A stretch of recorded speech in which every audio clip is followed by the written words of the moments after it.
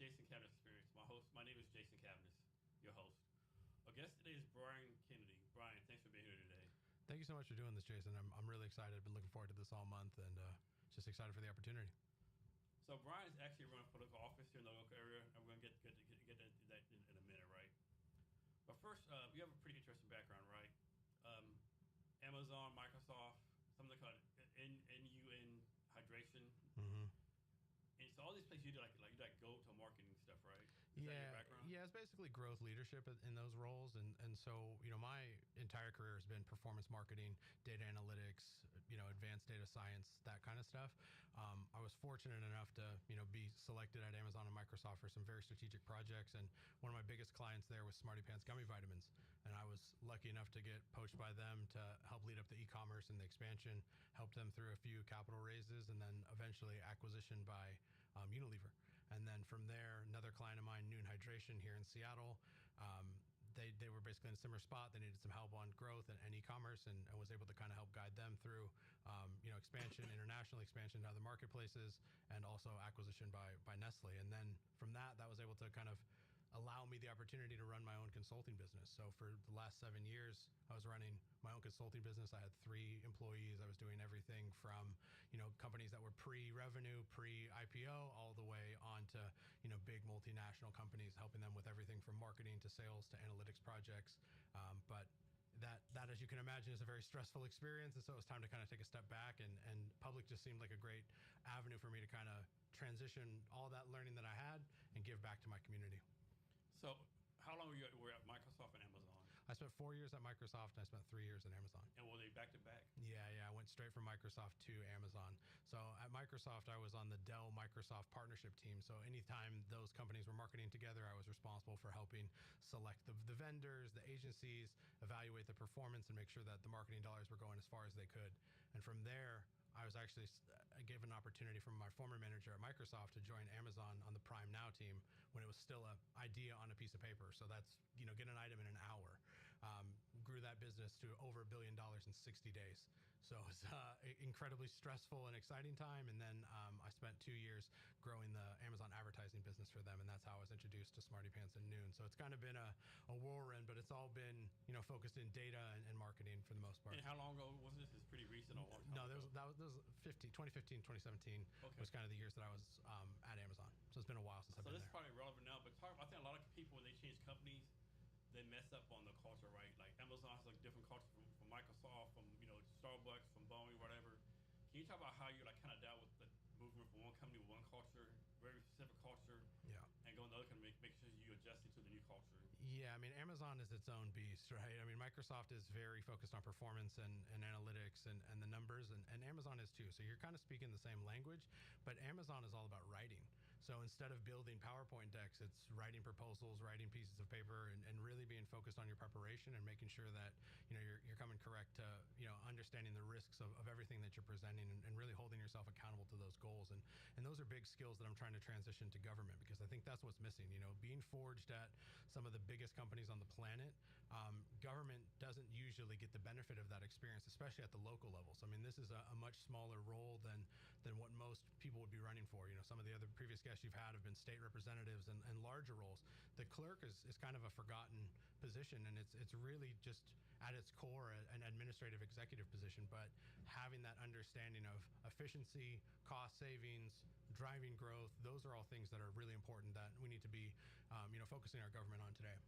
So what does a county clerk actually do? So the biggest thing is with a record keeper for the Superior Court, right? So all the paperwork that comes out of the courtroom, we're responsible for, just kind of the collection, the digitization, and the access to those records. And then we're also responsible for the procedures in the courtroom itself, swearing people in, managing the exhibits, managing the flow of the trial. We also do passports, we do protection orders, and we're also kind of that connection point between the community at large and the jury. So we're responsible for calling and summoning the jury and making sure people are kind of prepared for their opportunity to do some civic work as well. So is this a position every county in the United States, or is this like Washington specific? Every county has a clerk, but not all of them are elected. Kitsap County is this sounds quicker. like you want like a paid admin job versus an elected official. Yeah, and some clerks are also responsible for elections too. Yeah. Where Kitsap County, we have an auditor who kind of manages the election side of the equation, and the Kitsap County clerk is really just focused more, like I said, just on the court operations itself. It isn't like this like position could be like set up for like almost a corruption sometimes, right? Get the right person, get the right person in there, and like squeeze the wheels or something, right? Definitely. And so, when I'm out there knocking on doors, people are shocked to find that I'm only the third candidate in the last 28 years to even contest this position. More often than not, it runs unopposed, as do most positions in Kitsap County. And there's a lot of just kind of that same recycling of ideas and recycling of people. And I think that's really what drove me to run, was really understanding that gap and making sure like we're asking as much as we can from our elected leaders, because it starts kind of at that smallest level possible. Yeah, I think many people don't realize like what percent of elections are uncontested, and also what gets elected, right? Like when I think of the United States Supreme Court, I think the president appointed, right? Other day I saw a TV ad where the Chief Justice of Washington State Supreme Court running for election. Like, what? How are you running for election, right? How is not an appointed position, right? Yeah. I don't get that. Yeah, and for this cycle too, we have 4 Supreme Court justices up for election this year, and also even just in Kitsap County, the assessor's getting challenged, the prosecutor's getting challenged, judges are retiring. Like I said, I'm one of the first people challenging for clerk. So there's definitely a groundswell movement right now of saying, hey, we need to be taking a look at our local elections and having a little bit more engagement there, because I think in the past it's really just been whoever's on deck, the same incumbent over and over and over. And it's time to just really take a closer look at this, because as you know, right, taxes are going in one direction and the deficit's going in the other. Yeah. And we're not doing enough as voters to really ask a lot of our elected leaders to make sure that that our dollars are stretching and actually proving out. No one pet peeve I have every time election, like before the primary, pro election, maybe 2 weeks later, we get all this political propaganda from people, right? I did this, I did that. Like, where are you at the last 2 years, right? Right. Where's the updates? Where's like I'm supposed to take this postcard saying you did great things for military veterans, whatever the case may be. Right. I can't stand that. I can't stand that, and I'm trying to avoid as much of that as possible. I'm taking kind of a more old school ground campaign work. So I'm out there in the community knocking on doors every single day. I'm financing the campaign myself. This is the first time I've ever ran for office, but I'm very passionate, and I've spent the last year inside the office, and I've seen how much our community has struggled. The courtroom is an incredibly intimidating place, especially for people that have never been there. And a lot of times people can't afford a lawyer. So how do you navigate that? The clerk's office is really the first chance and the first person that you're speaking to about how does this process work? What do I need to do? How do I make sure I'm prepared? And then even, spoken to some jurors out there that have said, I stressed myself so much even just worrying about parking or how to get there and make sure I was on time. I don't want to, I'm taking time off of work. I don't want to mess this up. And it's an important role, but it's not something that should generate stress. It's something that, people should be excited to participate in local government. And I think, as a community, we need to be participating at all levels as much as we can. Yeah, jury, sometimes I know the Constitution says jury your peers, but man, we're really the jury your peers, right? Yeah. Yeah, it's crazy. There's a process called voir dire, which basically the attorneys and the judges are asking questions of the jurors, to make sure that they're a good fit, and people get all stretched out and they want to come up with, what's the thing that's going to for sure get me excused from this. And I want to encourage people, being a part of a jury can actually be fun, right? A lot of the cases you're going to hear aren't always, murder trials and rape or something crazy. A lot of times it could just be a civil complaint. It could be somebody suing their HOA. It could be somebody trying to get a claim from an insurance company. I mean, it can be a lot of different things. So you should take it as an opportunity to participate, learn, understand the process. And like I said, sometimes it can be fun. Yeah, of course the challenge too, like you're an hourly worker and you spend 5 days in jury, you'll get paid for your job, and the jury pays like some bullshit money amount, Definitely. I feel for the people that if your company's not paying you $10 a day, doesn't go very far. And I think they might also sometimes pay for a little mileage here or there, but you're definitely not replacing a day's wage. So I do recognize that it can be a long ask, right? Like, we have a murder trial going on right now that's anticipated to go for over a month. So the amount of people that we can even ask, I mean, we've had to bring in multiple panels of juries just to try to get to that 14. Well, it's 12 jurors plus a couple alternates, but it can be an arduous process just to get people that are even willing to do it. So there's a movie a long time ago. I can't remember the name of the movie or whatever, but I know the premise was like this one guy, he's kind of poor, unemployed or whatever, and he was actually making money being a jury, right? So he was delaying the trial, right? And everyone said guilty. He's not guilty. He's doing this stuff, and so he had extra days. But then eventually he convinced everybody, well, no, this guy actually is that's so I think about this example. My dad, he was a union worker at the steel mill, and so steel mill was paying his full freight every day. So as soon as he got called, he was like, "Man, I hope I get on the longest trial possible." And he got on a wrongful death with a doctor in here in Seattle, a doctor from Children's Hospital. It's a horrific kind of civil case, but it went on for a good 4 or 5 months, and he came out of that courtroom smiling every day because he was like, "It's shorter than the workday. I'm getting full freight, getting free lunch." So, for some people, it can definitely be a fun kind of hobby side thing, but for other people, it can be a burden. Yeah, I definitely think, to me, it's kind of sad when people get out of it, right? Of course, if you have a reason to get out of it, you have a reason, right? But a lot of people like make stuff up and, blah, blah, blah. I think it's, as an American, it's a civic responsibility, right? It's so easy, and this is one thing I think is important for people to know. It is so easy to get out of jury duty. Yeah. If you have any kind of valid reason, hey, you're taking care of kids, you're taking care of elderly adults, your job won't allow it, you have any kind of work commitment. I mean, they are incredibly accommodating, and it's much easier to just show up, tell them that, and get excused versus trying to fill out the paperwork, figure out all the different kind of ways, because all that does is you're just going to stay on that rotation until you finally show up. Yeah. So it's more often than not better just come in, tell the truth, get in and get out. And here's kind of a pro tip for the folks that are listening. If your number's in the high 40s or 50s, more than likely you're never even going to see the box. Okay. So you're going to be out of it faster than you realize, because there's only those first 12 start in the box, and then there's going to be some challenges. There's going to be people that move in and out before they reach the final selection, but the bigger your number, the less likely you are to be on it. Because both sides, the prosecutor and the defense, are trying to find ways to kick you out, right? Yeah, exactly. They want to make sure they have the most impartial jury as possible. So that's that voir dire process. They have a chance to ask you some questions. The judge has some time to ask you some questions. And sometimes before the trial even gets started, it could be a week or 2 weeks worth of us just trying to get there. And like I said, sometimes we're bringing in 100 people at a time just to keep that fresh, so that we're getting as many people through that as possible. Because sometimes too, you're going to deal with some very heavy criminal matters, rapes, murders, things like that. And those are very sensitive, and people, have experience dealing with that. And so we'll ask them a questionnaire beforehand, and based off the results of that questionnaire, you could be excused right there on the spot. Here's one stuff that I think just happened recently. I don't understand, right? So you're in a jury. The judge says don't talk to anyone or ever. But as soon as the trial's over, all the jurors in front of the TV reporter, right? Yep. Is that illegal? No.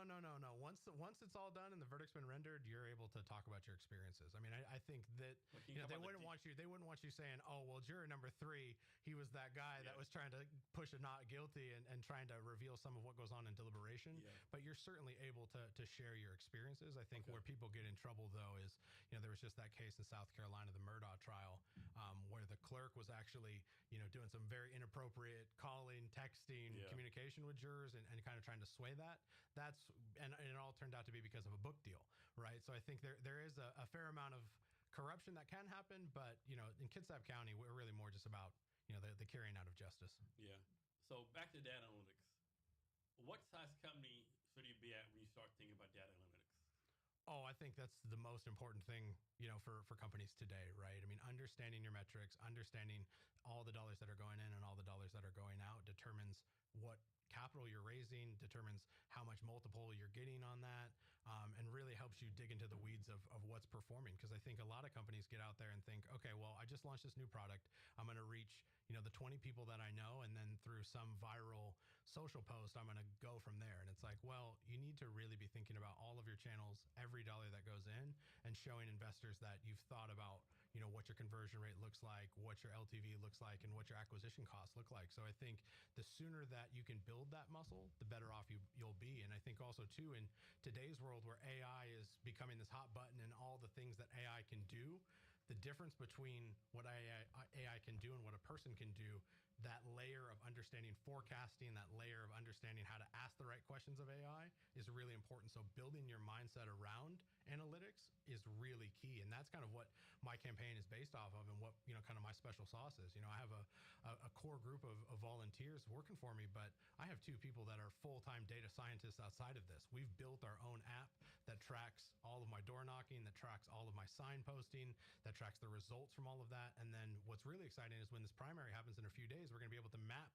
all of that effort to the actual results. So did I knock on the right doors? Did I win that precinct? What were the driving factors behind that? And so analytics can apply itself in so many different ways. So that's where something that, I nerd out on, I get excited about it, but I really think it's something that, I like to share with people whenever I can. So I try to give back as much as I can whenever I can about telling people, analytics is the way and is the future and is how people are going to keep jobs versus AI. So I think most people know about Google Analytics, but the tools out there you can recommend for people to use. Well, Google Analytics is good for your website, right? But I think when it comes to how you're managing your P&L, how you're managing your budget, things like Power BI, there's a lot of free AI tools out there. How you manage your email list, how you manage your SMS, Sprout Social. I mean, there's a whole host of tools that you need to be thinking about because it doesn't just stop at the website. So Google Analytics is very great to understand, okay, how are people interacting with my website? I use this every day, right? What pages are they visiting? How long are they staying? Are they looking at multiple pages? All of that's great. But then it's also, okay, for those that we are retaining, how are we engaging with them? How are we keeping them fresh? How are we keeping them up to date? And in a business sense, it's then how do you translate that into lifetime value or multiple purchases, right? So I think it's looking at everything holistically and not just being focused on one part of the equation. So how do you decide what doors to knock on, so to speak? How do I decide what doors to knock on? I mean, I think in today's world, that's the easiest, kind of quickest way to get some market validation. So I don't think there's any reason why companies today shouldn't be testing with TikTok, shouldn't be doing Instagram Reels, YouTube Shorts. I mean, anything short form video is is the easiest way to kind of reach customers at scale. So I think you should be testing and trying everything, but certain brands, certain products, you're going to find where your audience is spending their time, and that's where you're going to want to spend more of your energy and effort is where your customers are actually located. So do you happen to know what percentage of Kitsap Valley actually votes in elections, specifically this one coming up? So it's roughly about a 30% turnout. So Kitsap County has a little bit over 250,000 registered voters, and usually about 80,000 of those voters actually participate. And as we're looking at the primary coming up right now, we're only at about a 10% turnout. And this, I think, is a big part of what has inspired me to run. As I kind of got deeper into these analytics and looking at it, I was shocked to find that 65% of elections in this country run unopposed. And the reason for that is because it's the same voters voting in the same people, and there's pressure from the party to continue to vote for the same incumbents. There's it's low visibility, right? A lot of these races are on the back of the ballot. You don't know what a port commissioner does, what a power district person does, what a comptroller does, right? So all of that is kind of on the voter to understand that, and sometimes the pamphlet just isn't enough. And I often these Port of Commission, all this kind of, they actually have a lot of power to make increase or decrease economic development, like all that kind of stuff, right? Well, it's that, but it's also just being a good steward of your tax dollars, right? I'm a homeowner, you're a homeowner, right? A lot of our property taxes are going to fund these operations, and I think as voters, we're not doing enough to say, what kind of return are we actually getting on this investment? And are you actually taking the approach that I just kind of outlined from an analytics perspective to understand if any efficiency is even happening? And I would argue that it's not happening because the deficit gets bigger every day, and the same incumbents have presided over the creation of that deficit and now the expansion of that deficit, right? So it's really about as voters mobilizing to ask our leaders to do more with that and make sure that our dollars are actually generating some semblance of a return. I mean, obviously, like there's a presidential election, Senate election, governor election, they get more people come out, right? But I argue, of course, what they do has an impact some, but I would argue that local elections have way more impact on our day-to-day lives. I think so too, and I think people need to be engaged in their community. I walk around town every day. I'm somebody that you can reach. You can talk to me. We can have coffee. We can have a beer. That these are people that are your neighbors, and ultimately, I'm concerned by the fact that at the federal level, the debt ratio is over the total GDP of this country right now. But we're not going to be able to solve that on the first day. But if I'm successful in helping craft a budget that works at the county level, then maybe we can start working at what then that leads up to the state level, then that leads to the federal level, right? So I think for me, my goal is saying, all right, let's start with a budget that's appropriate, a budget that we know we can kind of manage to, and then share that learning across as many departments and as many people as willing to listen. So how are you going to deal with this, right? So you're coming from private enterprise. Of course, each company is different, right? But, business, you have to make a profit. There's really no 9 to 5 no more. You work to get stuff done. Where in the government, like in the Army, we started saying, like, good enough for government work, right? 9 to 5, blah, Yep. blah, bureaucratic, right? So how are you going to kind of, take what you know from the private sector to make the government better? Right. I think for me, I've never been somebody that agrees with a 9 to 5, right? I mean, it's just, I show up till the work is done. I'll stay as long as it takes, and I'll be that squeaky wheel. So I think for me, it starts with an audit, right? It starts with looking at all of our contracts, all of our grants, all the dollars that are going in and out, and making sure that that's as successful as possible, and building out a custom dashboard that residents of Kitsap County can take a look at. So that's a big campaign promise for us, and that's something that you can see on my website today. And even on my website today, you can ask me questions in real time, right? So I'm trying to be accessible to the public. I'm trying to be open about what we're working on. And, I know as I get into this process, there's going to be things that, I'm just simply not going to know. But I'm going to be open and honest with folks about, what we're learning, what we're figuring out, where we're starting to see some of that shift. And then ideally trying to share that with as many, county reps, county clerks, state reps, working with as many people that are willing to listen. And like I said, just be that squeaky wheel of saying, hey, this is what we're seeing, and this is what this analytics package has uncovered for us. Why don't you try this in the assessor's office? Why don't you try this in the auditor's office? Why don't you try this in the treasurer's office? And then trying to expand that to as many counties as possible too, because I think it all starts with just having elected leaders that are excited about the role and are excited for some change. So let's talk about elections, right? Of course, everyone in America says we have elections free, fair, democratic. But like, do we really? Like, only 64%, like 64% not have an election, right? Right. And an example, a couple examples, like there's a Mitch McConnell out of Kentucky. He's won forever, right? Yep. Nobody ever wins against him, right? Yep. But of course, people in Kentucky, re-elect him, right? There's so many examples of that, right? I think the only example is an election in Texas, the Republican primary, where the challenger, Ken Paxton, beat the incumbent. First time they've done like 40, 50 years, right? Yep. So incumbents have a lot of power, right? And I don't know, like, man, are we really doing free elections? Is like, like example, in 2024 election, the Democratic Party said no one can run in against President Biden, right? And shut everyone off, right? Yep. And then he had a disaster debate, right? If somebody would have ran against him, the debate, they would have known that, right? Yeah, I don't think we had the best candidate, going into this, right? I don't think any party is a silver bullet, right? But I think where our democracy shines is that competition of ideas, is really getting out there and being engaged and asking more of our leaders, right? So I think even if, I'm unsuccessful in this campaign, my goal is really just saying, hey, the young people of the world, the past isn't coming to save the future, right? So we have to get engaged. We have to be excited about kind of the direction of our government and trying to change some of these things that are important to us, right? I mean, I think people today are struggling so much with affordability and groceries and energy and gas and everything else, right? But it starts at that local level. So we got to build some of that passion back. And I do think, right now, even just as a Democratic Party, like, a lot of that, like you said, a lot of it is built for incumbents to win, and is built for, kind of the same people to get recycled over and over again. But I'd argue, like I said, the deficit gets bigger. So those people have not been successful. And the reason why there's not pressure for them to be successful is because nobody runs against them, right? So I think people need to challenge it as best as they can and get more engaged in these conversations. I know they say politics is a dirty game, and we talked about this before we started, right? So I have a good friend. So I live in DuPont, Washington. A good friend of mine, Air Force veteran, she ran for city council maybe 7, 8 years ago. And she told me that one time her ex-husband called her. They've been divorced like 10 years. Hey, just let you know, so they were like good friends, whatever. Hey, someone called me asking you to give them dirt on you to use against your city council person. I'm like, man, DuPont has 10,000 people. Like, right. What in the F is going on right now? Like, they're getting dirt on the city councilman. Like, and we asked ourselves why people with more ethics and more judgment, more good character don't run for office, right?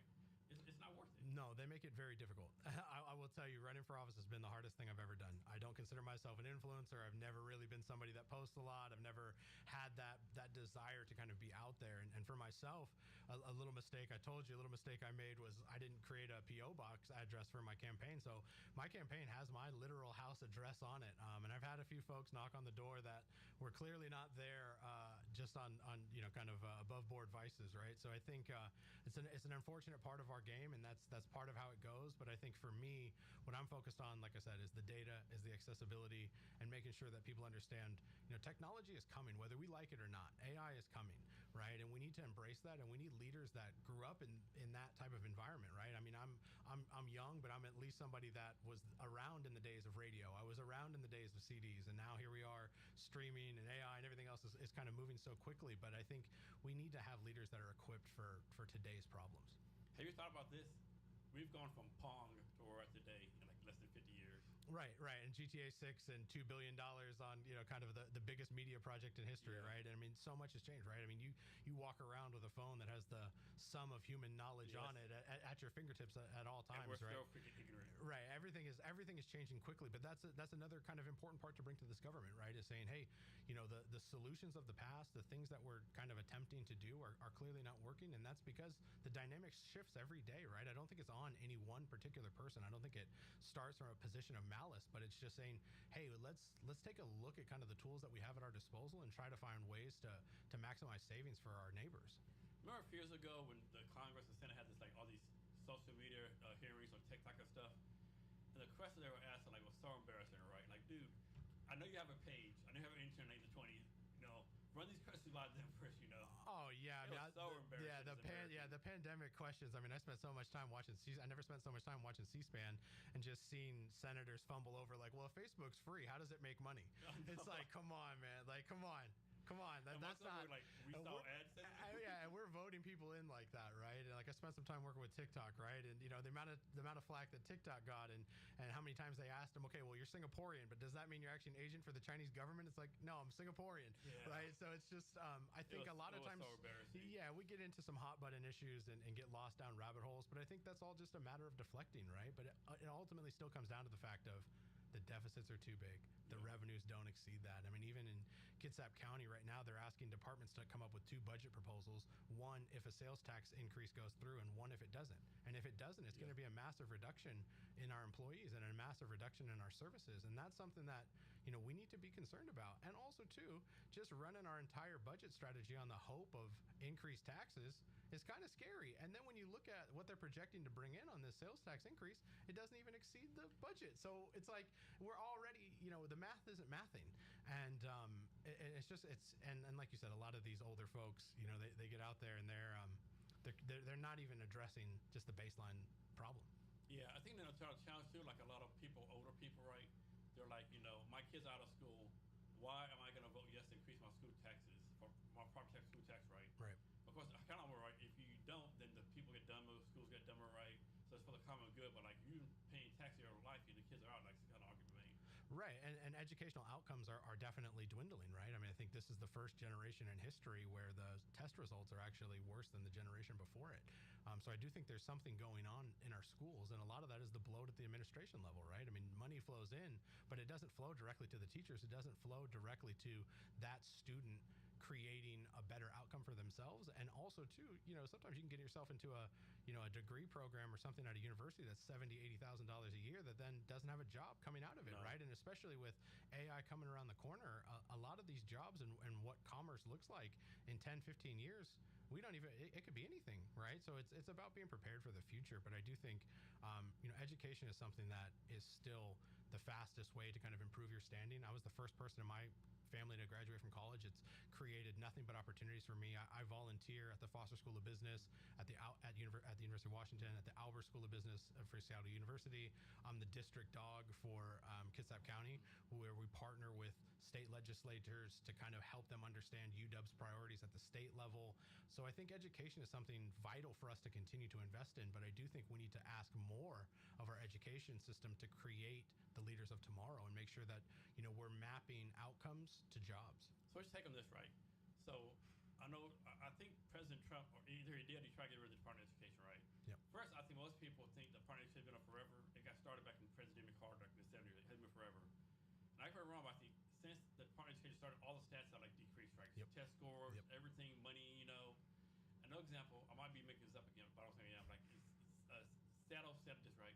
They have like more admin people versus there's a high percentage of admin people versus students, teachers anywhere in the United States, right? Yes. In six figures, the money should go to education, not admin. Definitely. I mean, our teachers are still not making a livable wage at all, right? And so it's difficult for a person to want to submit their time to help the generation of tomorrow. I mean, it's truly a calling. My wife is an administrator at a private school on Bainbridge. But even that, I mean, it's still incredibly difficult as a task every day to make sure that these kids understand kind of the challenges of today and are prepared for tomorrow. And I really think it's a critical place for us to invest. But I do think, we're looking at efficiency. There's efficiency everywhere. Everywhere I look in the government, there's an opportunity to find more value, to find better outcomes. And I really want to help that government, see that and understand that. And I truly think it starts with analytics. I mean, I hate to keep coming back to it. I hate to be kind of nerding out on the subject. That's something that I'm very passionate about. But I think the numbers don't lie, right? I can be dispassionate about, whatever my performance is, but the numbers will dictate what that is, right? And so I'm open to, all ideas, all, information, as many parties as that will, liaise with me as possible, and as many, other counties or other positions, because I think that's where the magic happens. That's where the magic of democracy happens, is that collaboration. Yes, there are going to be fundamental things that we're going to disagree on, but if we come from the foundation of this is for our kids, or this is for our neighbors, and this is, going towards critical outcomes, then we should be able to kind of cross that bridge. But if we keep the common language analytics, that I think removes some of the ego from it. I mean, that's some of the my time at Amazon, one of the things that I was most surprised by is, Amazon's a multinational corporation, has tens of thousands of employees. And people ask me all the time, like, how do you get this job? What do I do? What's it about? It's really ultimately a personality test. My time at Amazon, I was shocked to find we all kind of spoke the same language. We approached problems the same way. We spoke about our results the same way, and we kept everything, no fluff, just focused on results.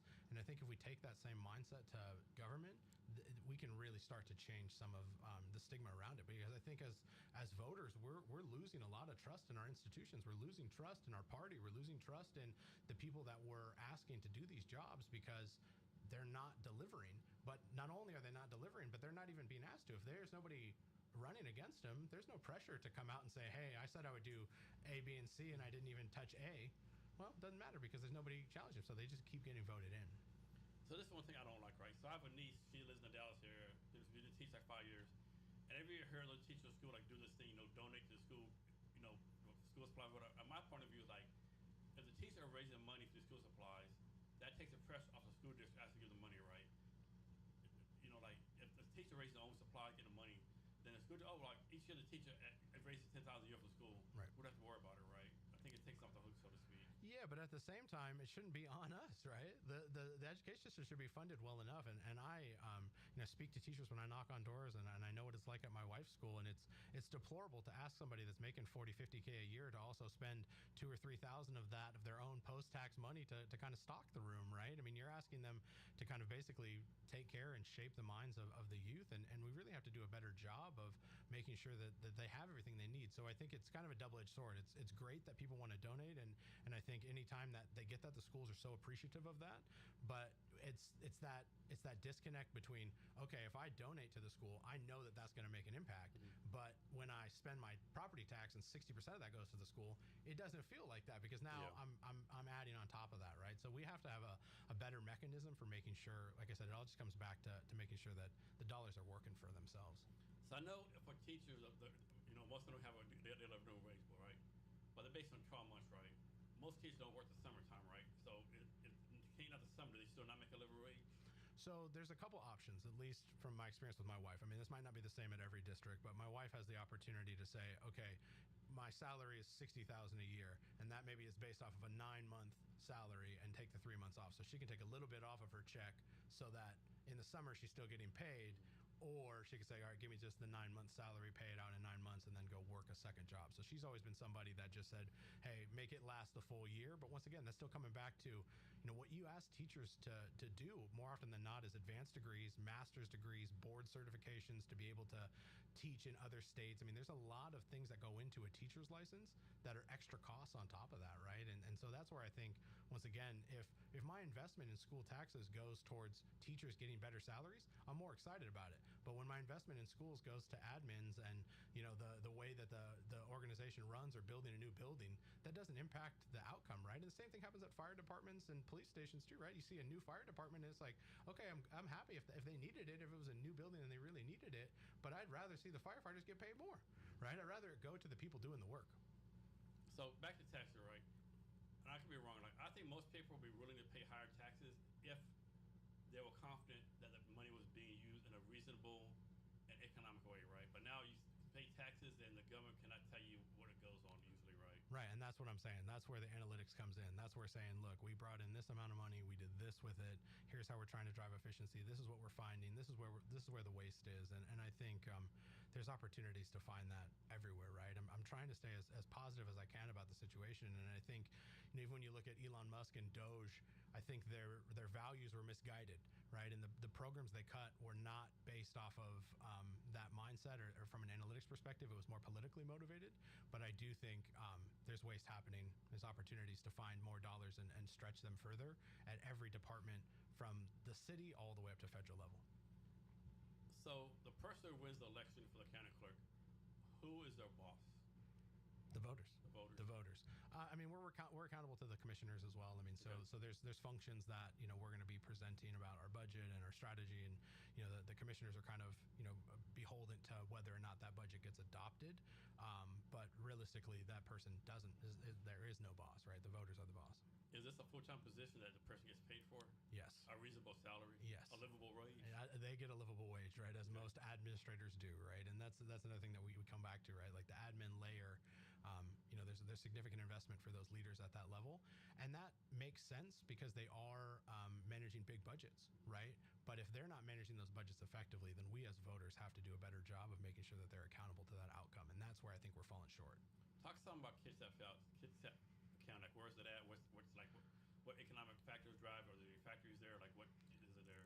Yeah, so it's the county most west to Seattle. It's a ferry boat away, right? It's Bainbridge Island, Bremerton, Silverdale, Bangor, Port Orchard, down into Burley, Olalla. I mean, there's a lot of it's a mixture of rural, but I think the primary factor for what drives Kitsap County is the military, right? The shipyard is a big focus for employment and for economic growth.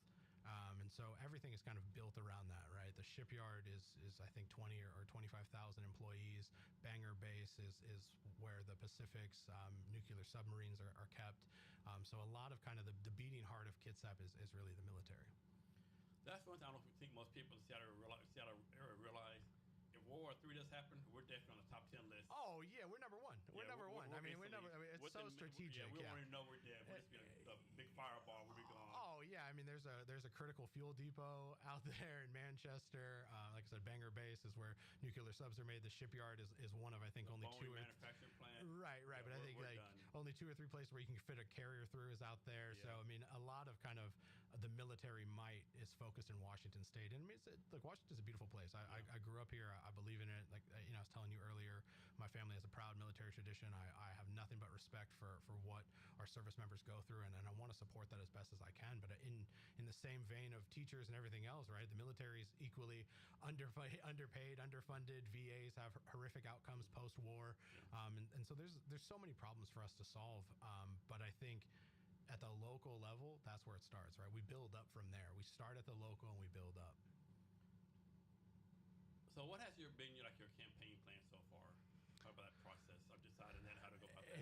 It's honestly, it's been the hardest thing I've ever encountered or even endeavored to try. I mean, it's a lot of door knocking, right? So every day I pick a place and I go and I use my analytics background to identify the neighborhood, to identify the houses, and I go out there and have conversations with people.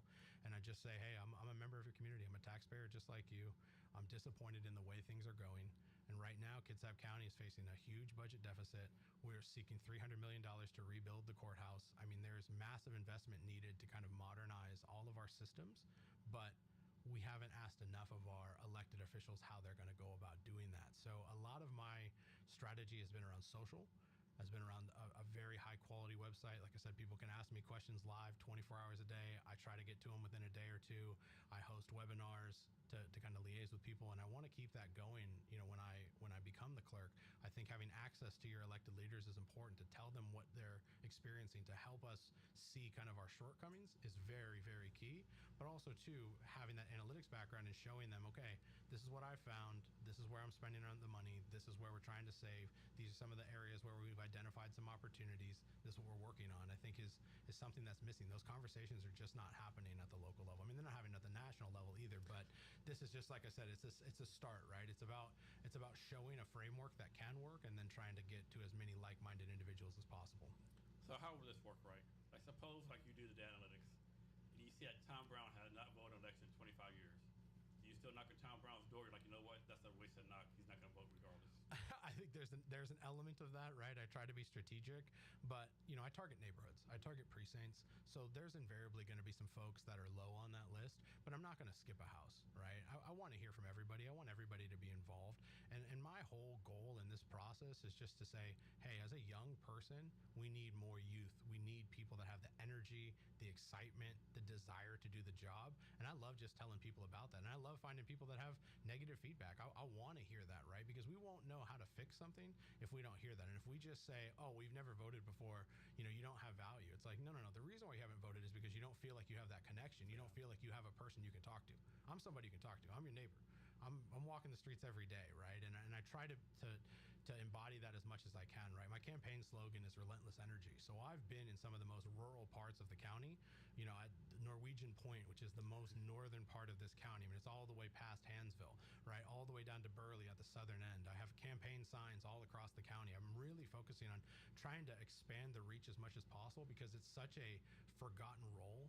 And I think if more people came to a position with that type of intensity, wow, we would have a whole host of elected leaders that think about government differently. And that's something that I really want to impart to people, and particularly people of the youth, because I think right now the people that are in power are people that we wouldn't trust to shop on their own, right? We don't trust them in their grocery store by themselves, right? We don't trust what they're going to do. And so we really need to I hate to be the modern solutions, modern problems require modern solutions guy, but I do think so much of where the country is headed can be aided by technology and analytics and focusing on different outcomes, and it's just not something that's being addressed at all at the government level, either because of cost or because of just pure not understanding. That goes back to what you were saying of Senate presentations where they're asking how Facebook's works, right? Like there's a disconnect there of kind of where the direction is going and on all the tools that are available at their disposal. And that's not a knock on them, that's just they don't have that experience. But I've been forged in the crucible of the forefront of business, right? That are understanding the technologies that are pushing this country forward, right? So that's something that I really want to bring to local government. Has this happened yet? Like, suppose you knock on someone's door and they invite you into the house for coffee or whatever. You go in the house, you look around, man, this might have been a bad decision. Either because the vibe ain't good, you didn't feel safe, you seen like guns in the wall, or like, there's some craziness. Oh, definitely. I've walked into, Kitsap County is a Democratic, county that votes blue pretty consistently, but there's a lot of Republican voters there, and a lot of them feel slighted by that. A lot of them feel slighted by the fact that the Democrats win all the time. The clerk's race is nonpartisan. I'm not backed by the party. I prefer the Democratic Party, but I'm not a Democrat, right? I'm not running as the Democratic candidate, right? And my opponent is also a Democratic candidate.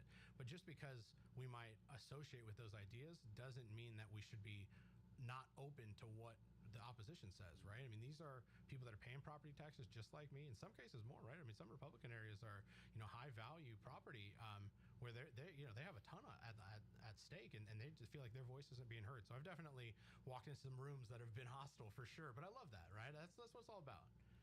So changing subjects, talk more about how you scaled None and Smarty Pants towards acquisition. Yeah, so Smarty Pants gummy vitamins started as a children's one-a-day vitamin. They were the #1 best-selling product on Amazon, and a lot of their business was focused on subscription. So they were one of the first people that you can thank for everything being on subscription today, right? A lot of their business was built off of that recurring purchase. And so for Smarty Pants, the problem was really about, okay, how do we strategically think about expansion of the product line?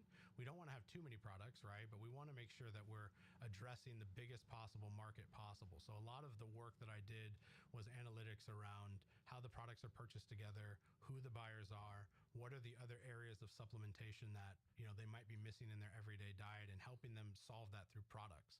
And then in addition to that, a lot of what built Smarty Pants was Amazon. So then I helped them launch their direct-to-consumer business, so all of the sales on the website, and then I helped them expand into international markets as well. So a lot of it was just figuring out the right product catalog and then expansion.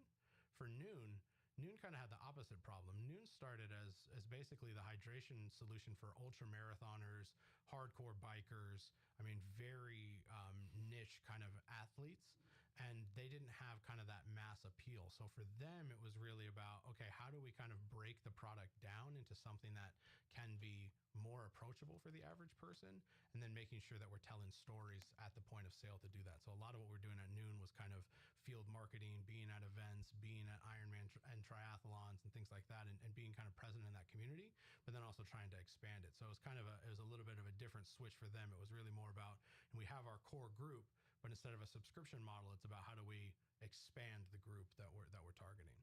So the process you use, could it be used for any kind of product? Definitely. I mean, I think consumer packaged goods, it kind of runs the gambit. I think why I kind of gravitated towards supplements and kind of the health space is the margins are very strong there. So when you're talking about, okay, we want to launch, a vitamin C product, we want to launch a vitamin D product, we want to launch something with a bigger group to it, there's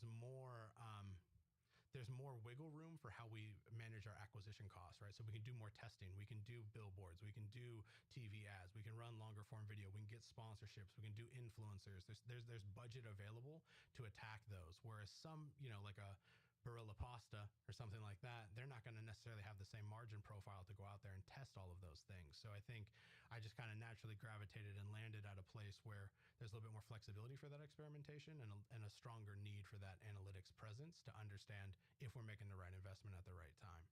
Can you talk more about what you do at the University of Washington Foster School of Business at the University of Seattle? Yeah, so I partner with their student teams, both the undergraduate and the MBA, through business plan competition. So they run a business plan competition. So I'll be a mentor for a team to help them think about how they're structuring their business plan, how to write it effectively, how to write it like it was going to be placed in front of investment. Because at the end of the day, the winners are getting $50,000 to $100,000 in seed money, and more often than not, a lot of venture capital firms are also, just interviewing, understanding, trying to figure it out. So you need to have a pitch that makes sense. So I try to help them understand that. And then I also help them on case competitions. So they'll be given Alaska Airlines wants to think about how to revamp their loyalty program. And student teams will present various ideas. So helping them think about what does that presentation look like in real life, how to right size the investment. Because a lot of times what I'll see with students is they'll say like, oh, it's a $3 billion idea. And it's like, no, they want to hear a big number, but they want it to have some realism, right? Or they'll say like, oh, we want you to hire 10 devs, and we know devs only cost $100,000 a year. It's like, no, it costs $100,000 for the salary, but now there's 40-50% in benefits. There's more to it than that, right? So it's just helping them understand what these presentations look like in real life and how to bring some of that realism of what I've seen in the boardroom to the students, because they're hungry for that, right? And they've learned so much in the classroom, but they don't get a lot of that interaction or direct feedback from people that have actually done it. So I try to be that resource for them, and then I'll stick around and try to mentor them and help them through their career process. If I can link them through to recruiters, things like that, I'm always available for that. But like I said, education was something that opened so many doors for me, and I'm a proud Foster graduate, and I really believe that a lot of my success can be attributed to that. So, and I've had so many fantastic mentors throughout my career. I really try to model what I learned for those students and be that next person to help them kind of reach the next stage. Because I think that's the piece that's missing at universities, right? It's like, okay, I know I want to do history, or I know I want to do law, or I know I want to do medicine, but they don't necessarily have all the skills they need to know how to network effectively, how to get that right mentor, how to build that relationship. So I always try to give back as much as I can. And are you still doing your consulting business? No, I had to wind that down. So 2 years ago, and this is kind of a vulnerable moment, I'll tell it to you. I've mentioned it briefly on the website, but as part of somebody that started a business, I mean, it's an incredibly stressful process. It's something that keeps you up all night. It's something you're trying to grow. And when you're a consultant, my kind of business was really focused on growth. So I'm focused on trying to help you grow to the next level, how to select the right employees, how to move on from me. I'm kind of the Band-Aid to get you from where you are to the next thing. So if I'm doing my job, I'm rotating clients constantly. So there was months where I wasn't getting paid so that my employees could get paid. I'm staying up all night. I'm throwing up. I mean, it was horrific. And I ended up putting myself in heart failure. I almost died. But my doctors basically told me like, hey, like from a health perspective, man, you can't keep operating like this. And luckily, my wife has been so supportive, was just like, hey, let's just find you something that's just kind of a normal job, and let's see what happens. And so for me, I was like, well, let's see what the government's about. Let's see if I can get into something that's, kind of a regular kind of 9-to-5 job. And I originally thought like, okay, this is just gonna be a pit stop. Like this is gonna be something that I'm gonna just, try out. And when I got into this office, I was like, wow, there is such a need for my skill set. I can do so much more here. And that's what really kind of gave me that push to run. But it's kind of funny that I traded a stressful situation of running my own business, now a stressful situation of trying to run a campaign. But it's it's a different kind of stress because this is about learning. It's about trying something new. I'm learning so much about different technologies and tools and building that app. And so I'm really taking it as a chance to learn some new skills. And regardless of the outcome, I'm thankful for the journey, and it's made my summer more fun than I've ever thought it could be, right? I mean, knocking on doors, I mean, that's something that no salesperson, no matter how confident they are, it's not a fun interaction to knock on somebody's door cold, but I'm really kind of just relishing the process and just getting to know my neighbors better and really just being a part of the community because, when I was living in Seattle, just go to work every day. I was managing big projects and big budgets, but I never kind of had that connection. So it's been fun to kind of go through it, but I'm happy that those days are over, right? I feel like I've answered how to improve conversion rate on a website every way that you can think of, and now it's time to think about different problems, right? So I'm excited everything I'm doing is definitely a new expansion on my skills. So if someone has no solicitors knock on the door, do you still knock? No. I'd be respectful of that. Okay. I'd be respectful of that. And I don't know if that still apply to politicians or I don't know how that works. I don't know if every politician's that way. And, you get into some of these planned communities or these big cul-de-sacs, they'll say that on the door. And I'm going to be respectful of that. I mean, and I also know too that, I'm knocking on a door. You're not excited to talk about the clerk's race. The clerk's race is a forgotten race, right? I mean, you can't imagine the amount of times I've had somebody stop me and say, this is a lot of effort for the clerk. And I tell them, well, this is the amount of effort we should see from all of our elected officials, right? I mean, this is something that I feel like we all need, as politicians, we need that direct feedback. We need that direct relationship to understand if we are doing the right things, if we are prioritizing our investments the right way, and we're a good representation of our district, right? Because I think so often there's that disconnect. So I try to be respectful, and there's, of course, plenty of times, hey, I'm having dinner right now, no time, no problem. I'll leave them some information if they want me to. If they don't, no problem, right? Like, and I'm not going to be somebody that's going to blanket the world with 100 pieces of paper and really, I'm trying to take a sustainable approach to this as well. And so I just try to be, just like I said, just be an open neighbor, arms open, just try to tell them the situation, the gravity of the situation, and get them excited and motivated to be more engaged in local government. How about this? You knock on the door, they open up, and they say, whatever you buy, we don't want it. Slam. Oh, that's happened. No, that's definitely happened. And then you dust off and you move on, right? And that's a big part of the learning, right? Is, hey, as a door-to-door salesman, I got a new appreciation for that. It is not easy, right? And there's, I would say the majority of the conversations I have are very positive. People are excited to see a young person that's running. They know in Kitsap County, you get to the back of the ballot, I mean, it's all write-ins only. It's one person and write-ins, right? So people are writing in Darth Vader. People are writing in their own name. Here's a good one. Like, suppose on the back page, suppose it's like Commissioner 1, 2, 3, 4. Yep. I like to see the stats, like how many of the name of the top gets elected versus the name second, third, or fourth. I have to bet the top name gets elected maybe 80% of the time. True. So a lot of the way that I understand the process to be, or at least the way it went for our primary, is they pulled Scrabble letters out of a bag. So it just so happens whatever letter pulls first, that's the person that goes first on the ballot. So that's right. So that's something that the average voter doesn't understand. The other thing that I found interesting is, let's say I wanted to run a concerted write-in campaign, right? I want everybody to write my name in.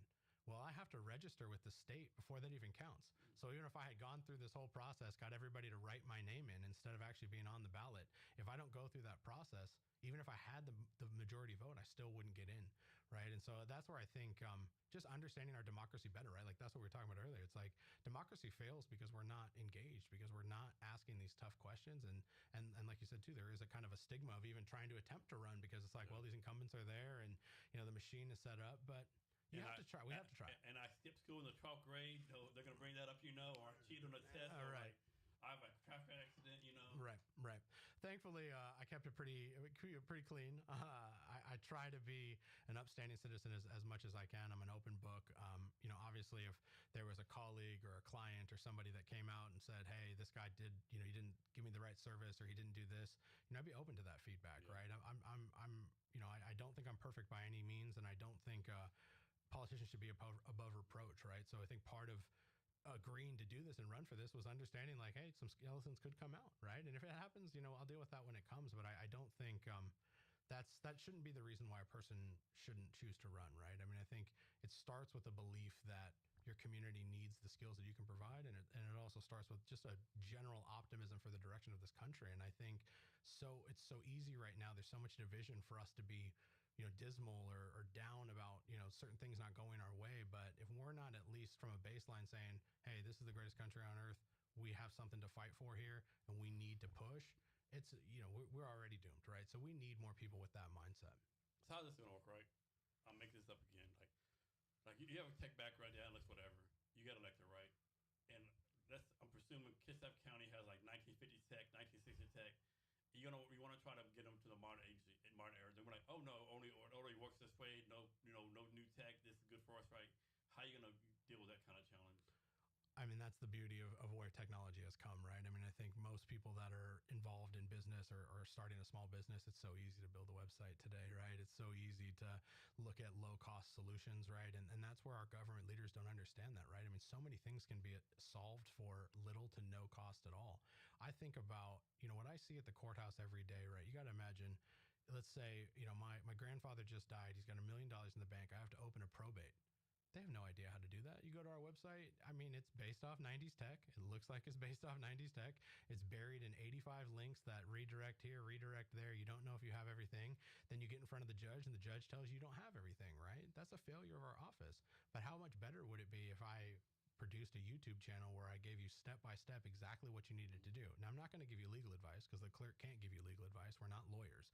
But I can tell you what the expectations are, the way the forms need to look, what needs to be turned in what order. And more often than not, if we did even just that, we would save so many hours in the court. And that right now is where the bottleneck is occurring.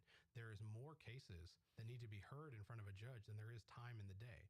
So anything that the clerk can do to kind of save 5, 10, 15 minutes across all these calendars, I mean, it's gonna add up, because not even just does that add time for them to hear another case on a different calendar, it also gives them time to think about the decisions they have to make. Because more often than not, if two very wealthy people want to get divorced, before the judge can issue a decision, I mean, it could be a month where they're thinking about, okay, who gets the boat, who gets the house, who gets X amount of money in support. I mean, these decisions don't come down easy. I mean, and then even in the criminal sphere, there's a lot of supplemental investigations need to go on. There's recommendations from the prosecutor. It's not just, you're guilty and it's 5 years and here we go. There's thought that needs to go into that. So we need to equip the court staff with as much time back as they can, because that's where I think we're facing a big bottleneck in our county, and I know across the country as well. So why do you think this hasn't been being done the last 28 years in Kitsap County, I mean? Because I think, incumbency breeds complacency, and complacency is probably the most. How long has the incumbent been in office?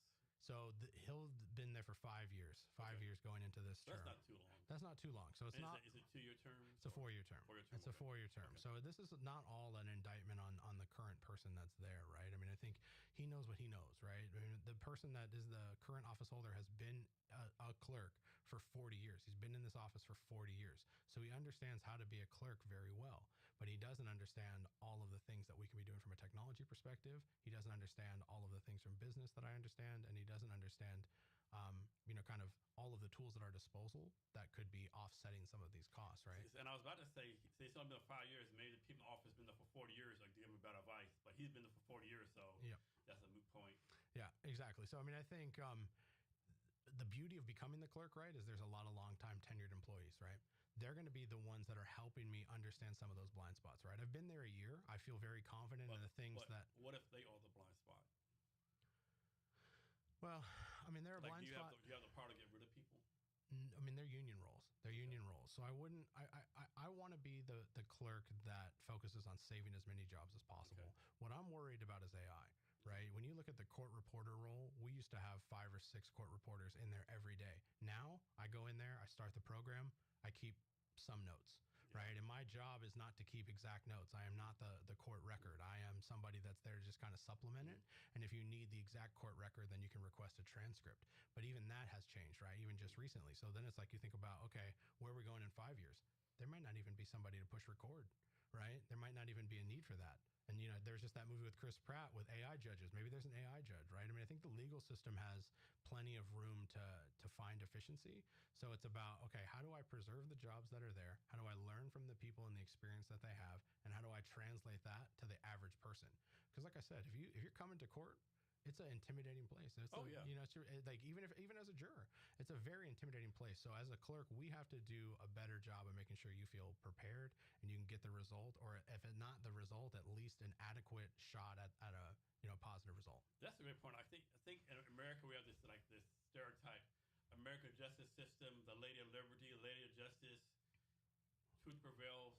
But it's nothing like it's like making sausage, right? No, It's like it's a down dirty business. It's like a sausage making. It's like nitty gritty. It's like it's not pretty. No, and there's so many closed doors deals. There's things that are happening behind the scenes, machinations that people don't even understand. It's nothing like what it's like on TV. No. It's not even close. And it could be the farthest.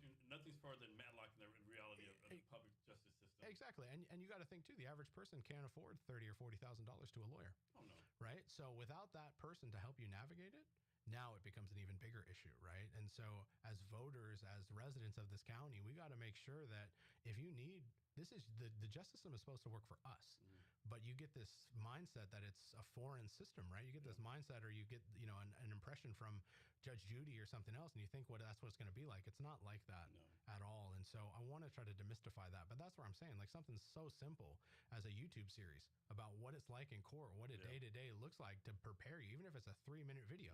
If I spend 10 minutes before showing up, I mean, I can save people an hour or two out of their day, right? And I can save the court probably 20 or 30 minutes just off of that. And I think that's the intimidation factor, right? Or you're going for like, you're in front of a judge, right? Yep. That has to be intimidating, right? Oh, definitely. And you can't even imagine some of the things that people put in these court records, right? I mean, people are putting emails, text messages, inappropriate things. I mean, they're putting their whole lives on display, right? And they don't understand if it's in the file, that lives forever.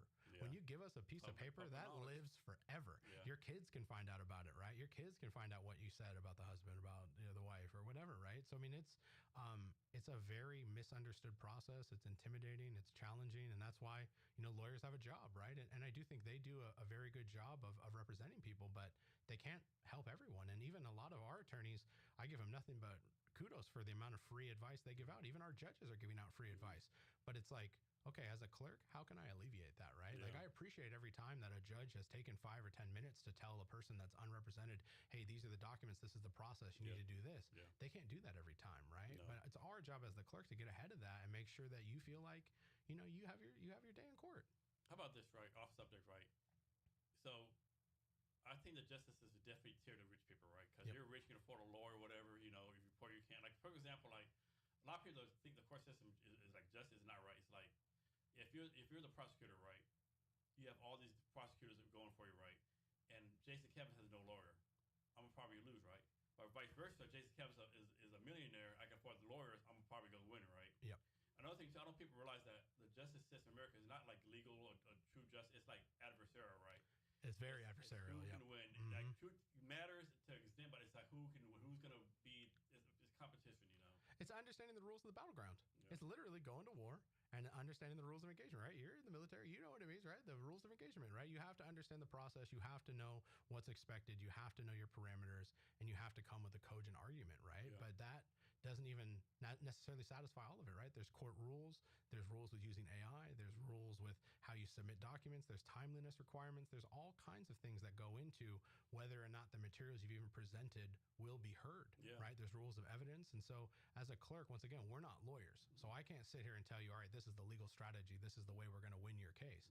But I can tell you, all right, this is what's expected of you. This is when it's due. These are the things that this is what it needs to look like, and make sure that you have as best of a chance as possible in that arena. Because without that, there is nobody to guide you, right? The clerk that's your only source of hope. I mean, ChatGPT is only so reliable, right? And that's the biggest problem, right? So there's a local court rule right now suggesting that, you can't use AI. And if you're caught using AI, I mean, you could get sanctioned for that, because more often than not, I mean, I'm sure people that are indoctrinated into AI know this, but there's a term called hallucinating, where AI is trying to be agreeable, is trying to back you, is trying to tell you what you want to know. And it'll just make up case citations. It'll make up cases completely. And legal research is probably the first thing they teach you in law school, right? So if you show up with a case that doesn't exist and a legal citation that doesn't exist, I mean, the judge is going to look on that even less favorably than if you showed up with nothing, right? And so that's where, AI that can be a double-edged sword. And so people need to understand how to utilize it. But that also comes back to, like I said, having leaders in position that even understand that it exists as an opportunity and craft it in a way that helps drive that efficiency, right? And that's where there's such a big disconnect at the courthouse today. So I know you will never do this, but legally, can someone do this? Like you do your term 4 years. After that, can you write a book about all the cases you saw, like details, information like that, or is that against the law? I know that'd be unethical or whatever, but it depends. It depends. Some cases are sealed. Some records are sealed, right? So juvenile records, things that might detail your W-2, a report from your therapist, a report from the custody investigator. I mean, there's going to be certain pieces that are sealed from the public that you wouldn't be able to view. So there's going to be a fair amount of things that you wouldn't be able to talk about. But you could definitely write a book on all the things that you see in court. I mean, I think people would be surprised the things that come out in open court. But I think if I was to write a book, it certainly wouldn't be case 24-8110 on 9/12. This is what happened. I wouldn't write it that way. But I do think there is an element of just pure not understanding of what it's going to be like, right? So there's got to be some medium there. I don't know if it's a book, but I think it's more about, like I said, that open source kind of video walkthrough is kind of more where I'm leaning. So the primaries next week. Lay out a detailed plan of how you're going to campaign from today to the election. I mean, we're pouring the gas on, right? So this couldn't have come at a better time. So I think, as much appearances as I can get, as many endorsements as I can get, as many additional door knocks as I can get as possible. I'm thankful that Washington is top 2 primary.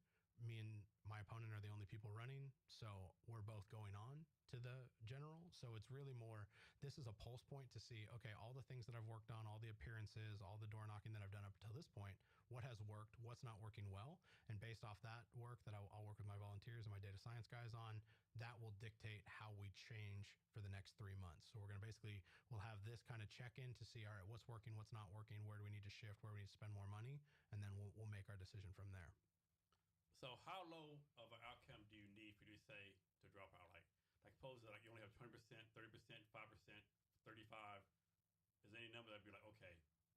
No, I'm never dropping out. Never dropping out. I came here with the intention to win. Okay. I'm somebody that's achieved a lot in my career. I don't want to be braggadocious. I don't think by any means I'm going to win 100% to zero. I think there's definitely a world where I have, a small percentage, but I think what I have going for me is a message that resonates. When I talk to people, when I knock on doors, people are excited. People are happy to see me. People are interested in the things that I have to say. The website is performing extremely well. Social is performing well. So I think I have a lot of things going for me. The other thing that is something that's hard for me, and I've worked with my team on, because I've ebbed and flowed in my confidence here, but the group of people that are voting in the primary this week is not necessarily representative of all the people that are going to vote for the general. Now, it's a good, like I said, it's a good pulse check. It's a good make sure, hey, we're doing the right things. But the group of people that are all going to vote for November, it's going to be a much larger pool. It's going to be a much larger group and diverse group across the precincts, across the age groups. A lot of people are going to skip the primary, right? Like I said, right now we're at like a 10% turnout. Color like top 2 go anyway. Why go vote? Right, exactly. So, but the general is a completely different beast. So I don't get the luxury of taking my foot off the gas. And I think from here, you're only going to see more posting. You're going to see more door knocks. I have more people getting mobilized. I have more volunteers joining the campaign. And so we're going to be out there. And like I said, I'm somebody that I'm really trying to broaden the net. I'm trying to encapsulate as many opposing voices as possible. There is no door that I won't knock. There is no, part of the county that I'm too scared to go to. I mean, like I said, I have signs in some of the most remote areas of the county. So I welcome that challenge, and I'm excited to go out there and liaise with more neighbors and talk to them about what we're working on, because I think it's important. And I think, like I said, people have asked me, well, what's this a lot of effort? Okay, great. But why isn't the assessor doing that much effort? Why isn't your state rep doing that much effort? Why isn't, these are the people that you are asking to go be the steward of your investment, millions of dollars of investment. You have to be asking more of them. So is there any plan to have a debate with your opponent? If one comes up, I welcome it, right? Okay. We have a candidate forum with the Bar Association next week. So the Bar Association is going to make their determination of who they think is going to be the best choice for clerk. That's kind of the next big one on my docket. But, there's some other things that we're pursuing outside of that. I'm still, like I said, we're just now ramping into endorsements. We're just now ramping into it. And I think having any kind of pulse point coming off of the primary is going to be easier for me to go knock start getting some more of those bigger endorsements. And that's kind of the plan. So without talking negative of your opponent, like besides the tech piece, what's the big differences between you and your opponent?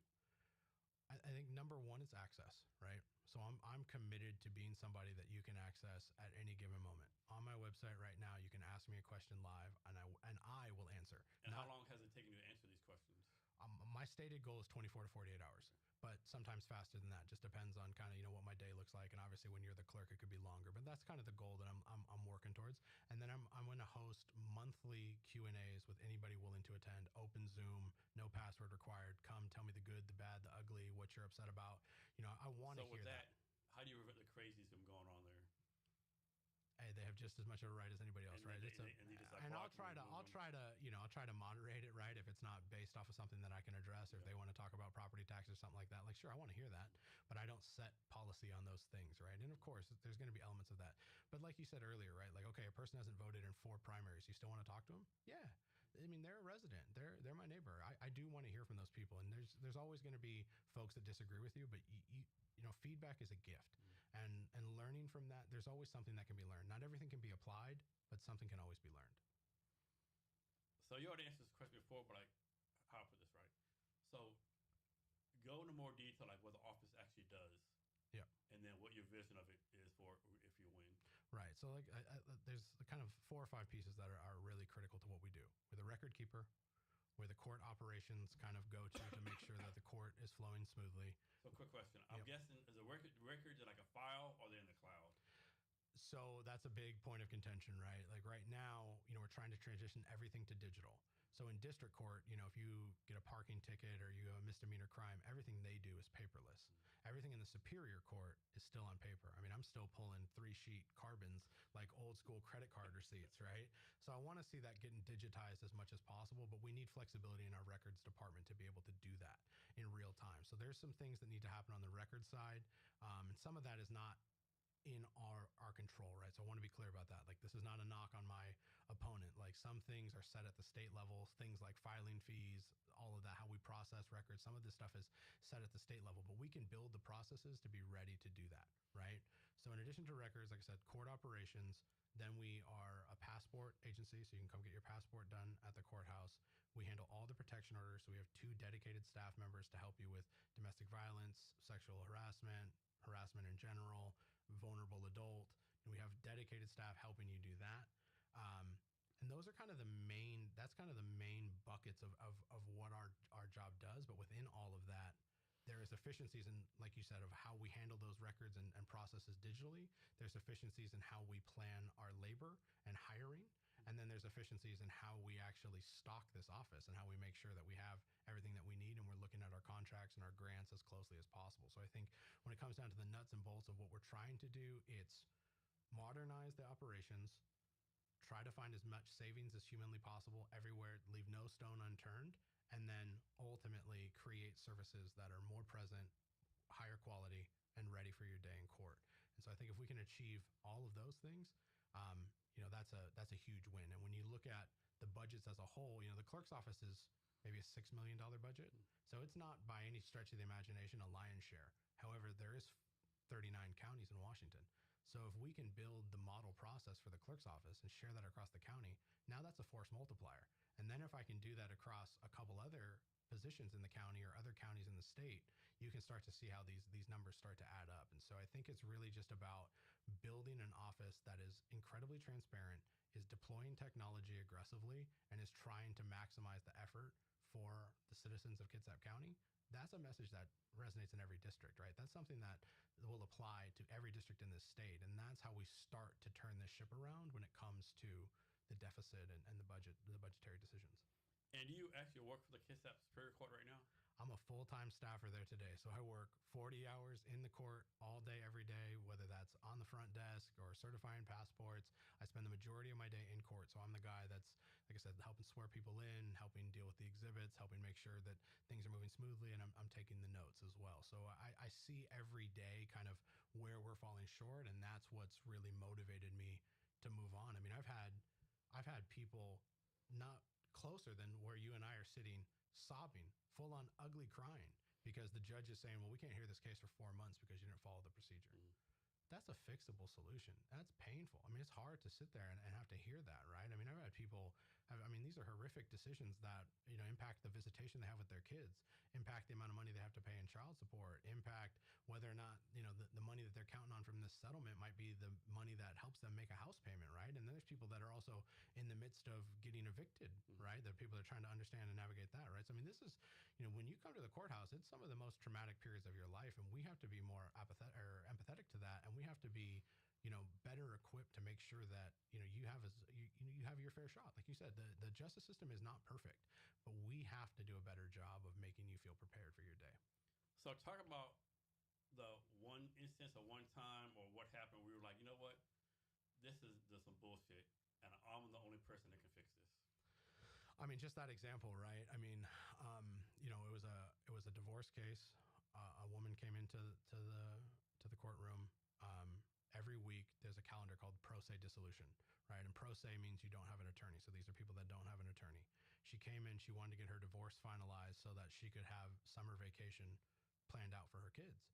And the judge had to tell her, well, because it's a contested case, you have to try and do a settlement first. And if you don't have documented proof of you trying to do a settlement, we can't move forward with this case.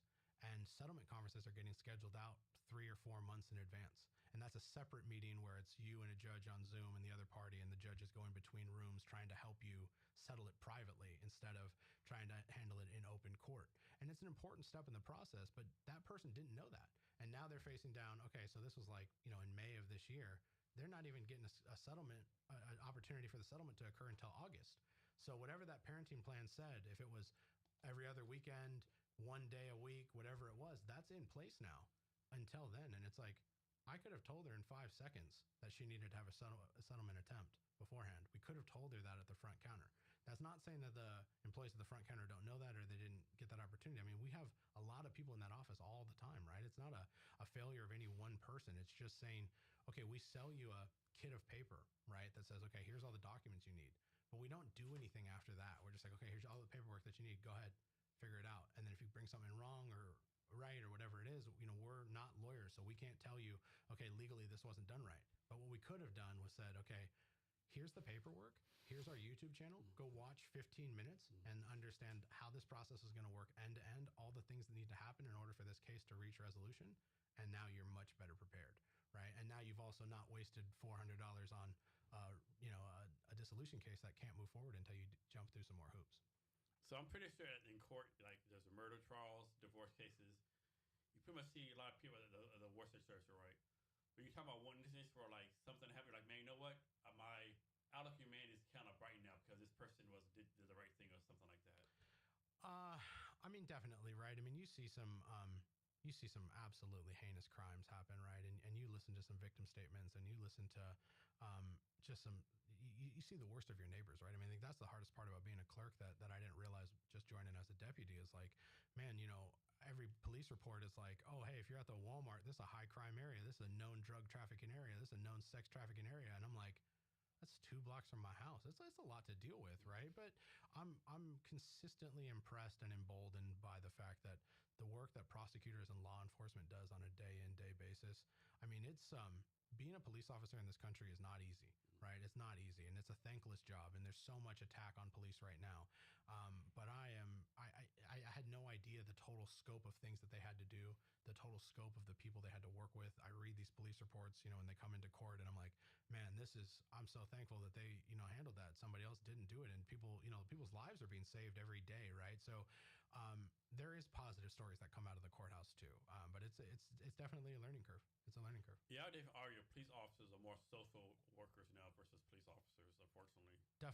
Definitely. They spend more time serving documents, helping people that are unhoused, helping people that are going through mental health crises, helping people through all these custody battles, protection order battles, right? I mean, it's not as much just blocking and tackling on the drug enforcement, right? And as much as, we all know the war on drugs is never ending, and fentanyl and everything that, now we're on super drugs, right? So it'd be nice to get back into a situation where, they could be doing some more of that work, but it's hard to even just recruit them, right? So I sympathize with all the efforts that they're going through, but like I said, I am consistently impressed by the results that they deliver for our community. So I think I can't think of a better word for this, but What is the power of the county clerk office? It's difficult. It's difficult because, like I said, I mean, it really comes down to just being a squeaky wheel. Really, is what it comes down to, right? I mean, I think it's about it's fundamentally an administrative executive, right? So you're responsible for a team of 40 across all those functions, right? Protection orders, facilitators, the people in the courtroom, the people that work the front counter, and then folks that are working on records. So you're their manager, right? So in terms of power, I can't necessarily go to the commissioners and say, hey, let's triple the price because we need to get more revenue. I can't go to, a state meeting and force policy change. But what I can do is dig into the operations, is dig into the processes, show them the actual cost of these things, right? Say, hey, because we're running on 90s level tech, we're getting 800 more calls a month.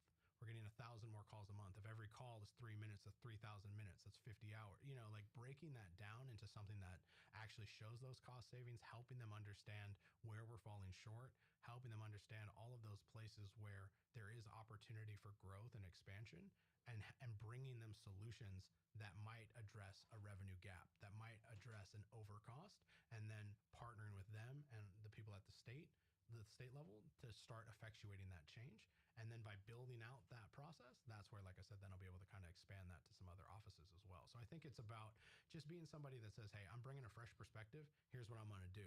And then also, too, still doing all of the things around, morale and management and making sure people are still enjoying that job. Because like I said, it can be very stressful. And we hear a lot of horrific things. So helping our employees feel seen, heard, and also be somebody that's trying to protect jobs. Because for the last few years, the solution to the budget crisis has just been, well, a couple people are retiring this year, so we'll save some roles through attrition. Okay, well, that's not a strategy, right? Like we're just hoping, like everything we're doing right now from a budget perspective feels like we're just kicking the can down the road, hoping that somebody else, the next generation, the next person in office, the next tax increase will solve the solution. But that clearly hasn't worked. So we need to have somebody that's asking those tough questions. So unfortunately, it's not necessarily like, a direct one-to-one power position, but it is something that it's an important voice in the budget conversation. So you spent that time at Amazon, Microsoft, with tech, growing brands, whatever. So you know the importance of the customer service experience. What's your plan to make the people go to your office have the best possible customer service experience? I think it starts with having the materials, right? So I think we have to really take a hard look at the materials we present them. Right now, if you come in and you say, hey, I want to get a divorce, we don't have kids, I hand you a manila envelope that costs you, I don't know, $100, $150, whatever it is. You buy this packet of paper, and then you go about your day and you try to go fill that out, right? And like I said, we're kind of barred from giving you direct legal advice. So I can't tell you, oh yeah, talk about the DV, talk about the money, talk about these things, right? I can't give you that level of advice, but what I can do and what we should be doing is saying these 4 forms are due first. And then if you filed these, this is the amount of time until we can hear the case. So the case needs to be set on these dates. Then when you're at court, these are the 3 documents the judge is waiting on to sign. And if you don't bring these 3 documents, then it won't happen, right? But right now we're just kind of like dumping it on them and hoping they can figure it out, or hoping they can chat GPT it, or hoping they can figure it out on a website that's buried in 45 different links, right? So we have to do a much, much, much better job of doing it. So I think it starts with that. And I think it also starts with me saying, hey, I'm your elected official. And while I can't give you exact legal advice, you can ask me a question. You can come to my Zoom. You can reach out to me via email. You can come to me and say, hey, Brien, I'm working on these things. I'm not understanding how this process works. Can you, without telling me what's going on with my case or what the bottleneck is, how can you help me navigate this? I'm more than happy to do that. And right now, the average person couldn't tell you who the clerk is. When I knock on doors, people are like, what's the clerk? Like exactly question, what do they do? What am I voting on? And they haven't known they've been voting on this for 30, 40 years and had no clue, right? So we have to make the office visible. We have to make it accessible. So I think it's a combination of accessibility, quality tools, and then backing that up with some technology. So why do you think 64.5% of elections go uncontested? Because a lot of them are they're my role or smaller, right? They're my role or smaller. It's a few $1 million out of the budget. It's a line item, and we're trusting the group of people that utilize those services to kind of put forth the candidates that they like, right? Or that they've vetted. And so there's not to say that endorsements aren't important or having good professional relationships aren't are suddenly now all of a sudden absolved, right? Like I want to have a good relationship with judges. I want to have a good relationship with the bar association. It's important for me to get that stamp of approval. But I think what's missing, and what's missing for those people that are applying that stamp and those people that are putting forth these candidates, they're not being good gatekeepers of our tax dollars. They're not being good stewards and saying, okay, are we asking the most of the person we've just appointed? Are we asking the most of the person that's now the incumbent for the third term? Did they achieve any of the things that they said? I mean, you brought that up earlier. It's like you read a pamphlet, it's like, okay, all those things in the pamphlet sound well and good, but did they actually achieve any of that? Did anything come from that? And so I think it's just opening the door to have those conversations. And that's where I think it really starts, is primarily is when we're putting up a candidate for these executive roles, it's challenging them to make sure they're delivering. And ideally, me running will embolden some folks to also challenge these positions. I mean, the younger generation has skills that are tremendously valuable and are not seen at the government level at all. So it's about just giving access to that, right? The government does not usually have access to somebody like me who's been a CMO at Brien, who's sold businesses for billions of dollars. I mean, the average monthly budget that I used to manage for performance media is more than the county's general fund. Now, we'd spend that in a month. So if I'm looking at a $5 million budget, I know how to make $5 million stretch, right? And the average county employee, this is all they know, right? So I think it's about having those tough conversations and trying to hold people accountable. I don't think there's anything wrong with saying, hey, some positions like a medical examiner, that's probably not going to get challenged, right? But I don't think there's anything wrong with the people, at the medical board that are putting these people up as candidates saying, okay, did you actually achieve the things you said you were going to do? Are you managing the department effectively?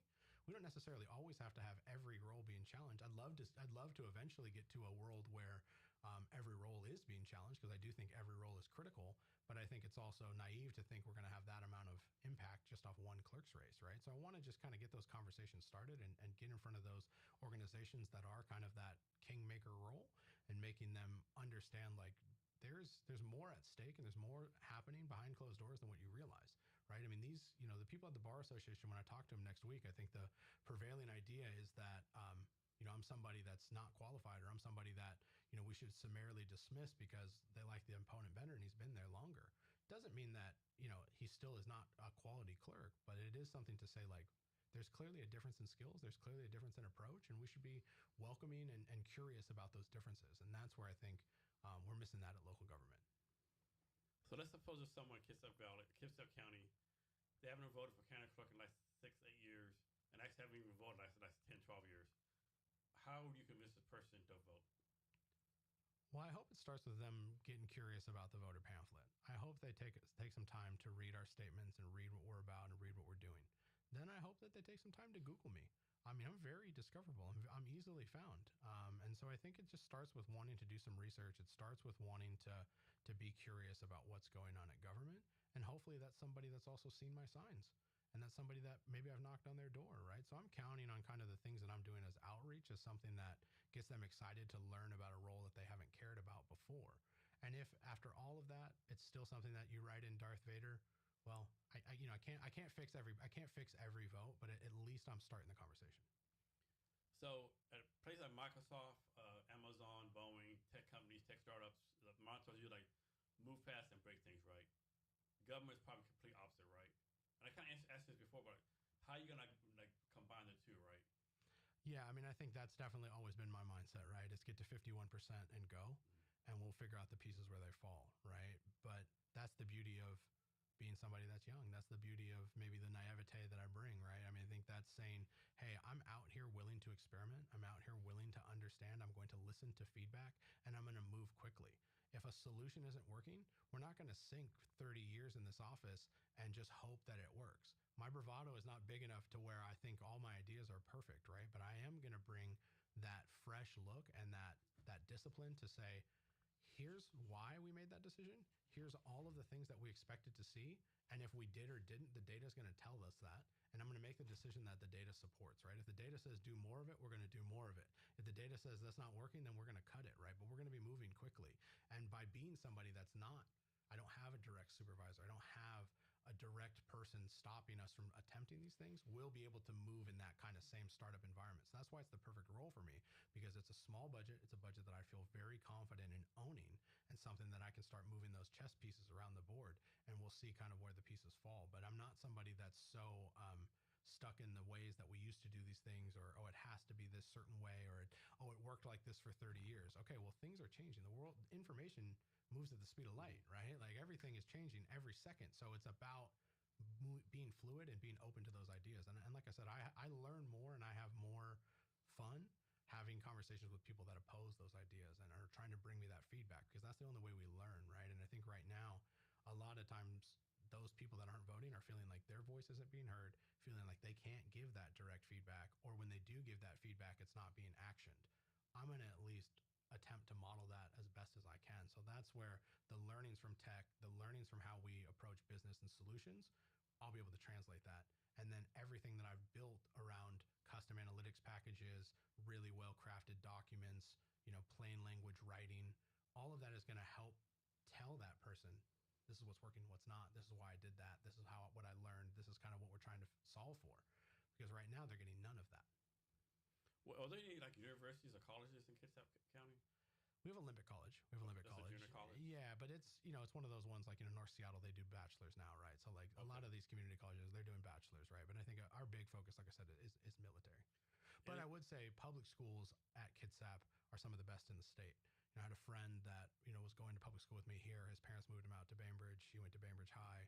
Bainbridge High is well renowned as a very difficult program to graduate from, and my wife graduated from there. And when she went to PLU, which is down in Tacoma, they added 0.8 to her GPA coming out of that high school, because that's the level that they expect that high school to perform at. And so I think there's a lot of positive educational outcomes. There's a lot of good private schools. Like I said, my wife works at the Island School, which is an elementary school out on Bainbridge. And so, I think what we're doing from an education perspective is kind of cutting edge, and something that, I hope more families get an opportunity to come experience and check out. But I think part of what is difficult for that is, just like anywhere else in this state, is incredibly expensive. It's very expensive to live out in Kitsap. I mean, it's no cheaper out there than it is in Seattle. And then you got to deal with the ferry, right? So, I mean, I think it has its own pluses and minuses, but I would say from an education perspective, Kitsap County is very strong. Is there any tech startups out there? Avalara is the only one that I can think of, and they're a payments processor for websites. Okay, I've heard that. Yeah, and they help with international payments and collecting website sales from various countries, things like that. They're very well known. I mean, they're one of the big names in payment processing for direct to consumer. So besides the military, what are other top economic industries in Kitsap County? I mean, a lot of it, like logging, home building. Like there's right now, Kitsap is growing extremely fast. And I think one of the things that's keeping property values high is we're not building enough inventory. There's not enough inventory of homes for sale. So a lot of home building, a lot of natural resources, military, those kinds of things are the big part of it. But the downtown sectors of these cities and towns that people, I hope, after listening to this podcast, take a good day trip out there. I mean, it's one of the best day trips there is. You take a nice little ferry boat ride. Downtown Bainbridge has... Yeah, Bainbridge Island is the freaking best. Oh, yeah. I mean, they have fantastic bakeries, fantastic coffee, proper fishes out there. It's one of the best fish and chips places in the state, like well recognized as that. Polsbo has beautiful... It's like a Norwegian kind of themed out town. There's a beautiful bakery there called Sly's that has a line out the door from 6 a.m. all day long. There's all kinds of fun things to do in the downtown areas. Pickleball is very big. Pickleball was invented on Bainbridge Island. Yeah, I saw that sign. Yeah. So, I mean, there's a lot of things to do out in Kitsap. And so there's a lot of niche things like that. I mean, small business is thriving and well out there. And there's a lot of people that share the mindset of supporting local. I mean, a lot of even just my coworkers are always telling me like, oh, I just tried this new coffee shop. Oh, I just tried this new bookstore. They're always, there's that mindset in our community of like really trying to support our local businesses. And that's something that I really cherish. Because when you're in Seattle, I mean, yeah, you'll support the people that are around you, but it's hard to kind of stay up on all that, right? There's not that same, Seattle Freeze, whatever, but there's not that same sense of like, we got to support local. And that's something that I think is really special about Kitsap County. So are you actually running against your boss for this? Yeah. So I am in the office every day running against not only my boss, but his appointed deputy. So, yeah, it's a. How was that, right? I have to imagine like the workplace environment is like kind of like it's tense. Right? It's tense. But I think we're both abiding by the rules that HR has set out for us, right? I don't campaign at the courthouse. I'm not asking employees to support me. I'm not asking them to follow my Facebook page. When I'm in court, I don't tell attorneys or judges. I try to keep the two worlds separate, and just treat it as that's my second job. Mm-hmm. The moment I clock out, I start knocking doors and I start putting up signs. And then on the weekend, it's a longer shift, right? So, I mean, I'm putting in 50, 60 hours a week just doing this on my said, I have a small team of family and friends and other volunteers that are helping me do this, but it's all paid for by me. And I'm just trying to take the approach of, I'm very excited about the opportunity. I've seen tremendous, tremendous opportunity to save money. It's something that I think is really in need of somebody with my skill set. And so I'm just trying to keep everything in order, right? But I'm somebody too that when I go to work, I want to do well at work. Because if I'm going to spend the majority of my day at work, I've never been somebody that was like, oh, let me slack off. Let me do the bare minimum. I try to put in quality days as much as I can. So I'm somebody, I never say no. I'll always, stay late if needed. I'll work on extra projects. I'll cover calendars for my team members. And I try to be as good of an employee as I can. But it's definitely it's challenging, because I will say that, the deputy and the person that I'm running against, I couldn't tell you the last time they told me hi or bye or you're doing good. And that's okay. It's an adversarial relationship, and I understand that, because, if they lose, they're out of a job. But that's democracy. That's what we're here for, right? And I think that no person holding any level of office should feel like just simply by being in the seat they've earned it, and should feel like it's theirs forever, right? And I think that's the problem, is we get into this mindset and we get this complacency going of like, well, I built this, or I'm here, I'm going to stick it out, I'm going to keep hanging on. And it's like, well, are you doing the things you said you were going to do, and are you a good steward of tax investment? And that's where I would challenge leaders today to say that we're not being a good steward of our investment. I just asked this question, right? I have to imagine, before you started to run, you took all your ideas how to improve the office to this person, right? The texting, the analytics, and I'm guessing you said like, man, I want to stay in the 1950s, and you're like, fuck that bullshit, like. Yeah, he didn't say it quite like that, but let's say I was summarily dismissed. Let's say that, and let's say that, like you said, it's close enough for government work. There isn't a tremendous push from the leadership level to drive innovation, and that's why I had to run. And then, like I said, I get in the courtroom and I see these people, I see neighbors, I see folks crying. I mean, having just absolutely horrific meltdowns in front of me.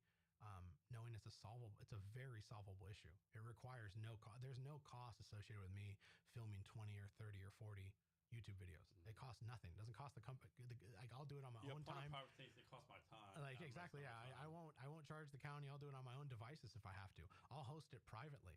It doesn't even have to be on the government account if that's something that, it's a non-starter, right? Or we're not fitting on the tech.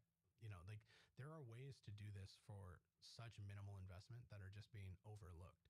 And I think, for people that have been in the office 30, 40 years, there is that mindset of like, well, things aren't going to change, or things are this way because that's the way it is. And I want to bring the fun back to the job.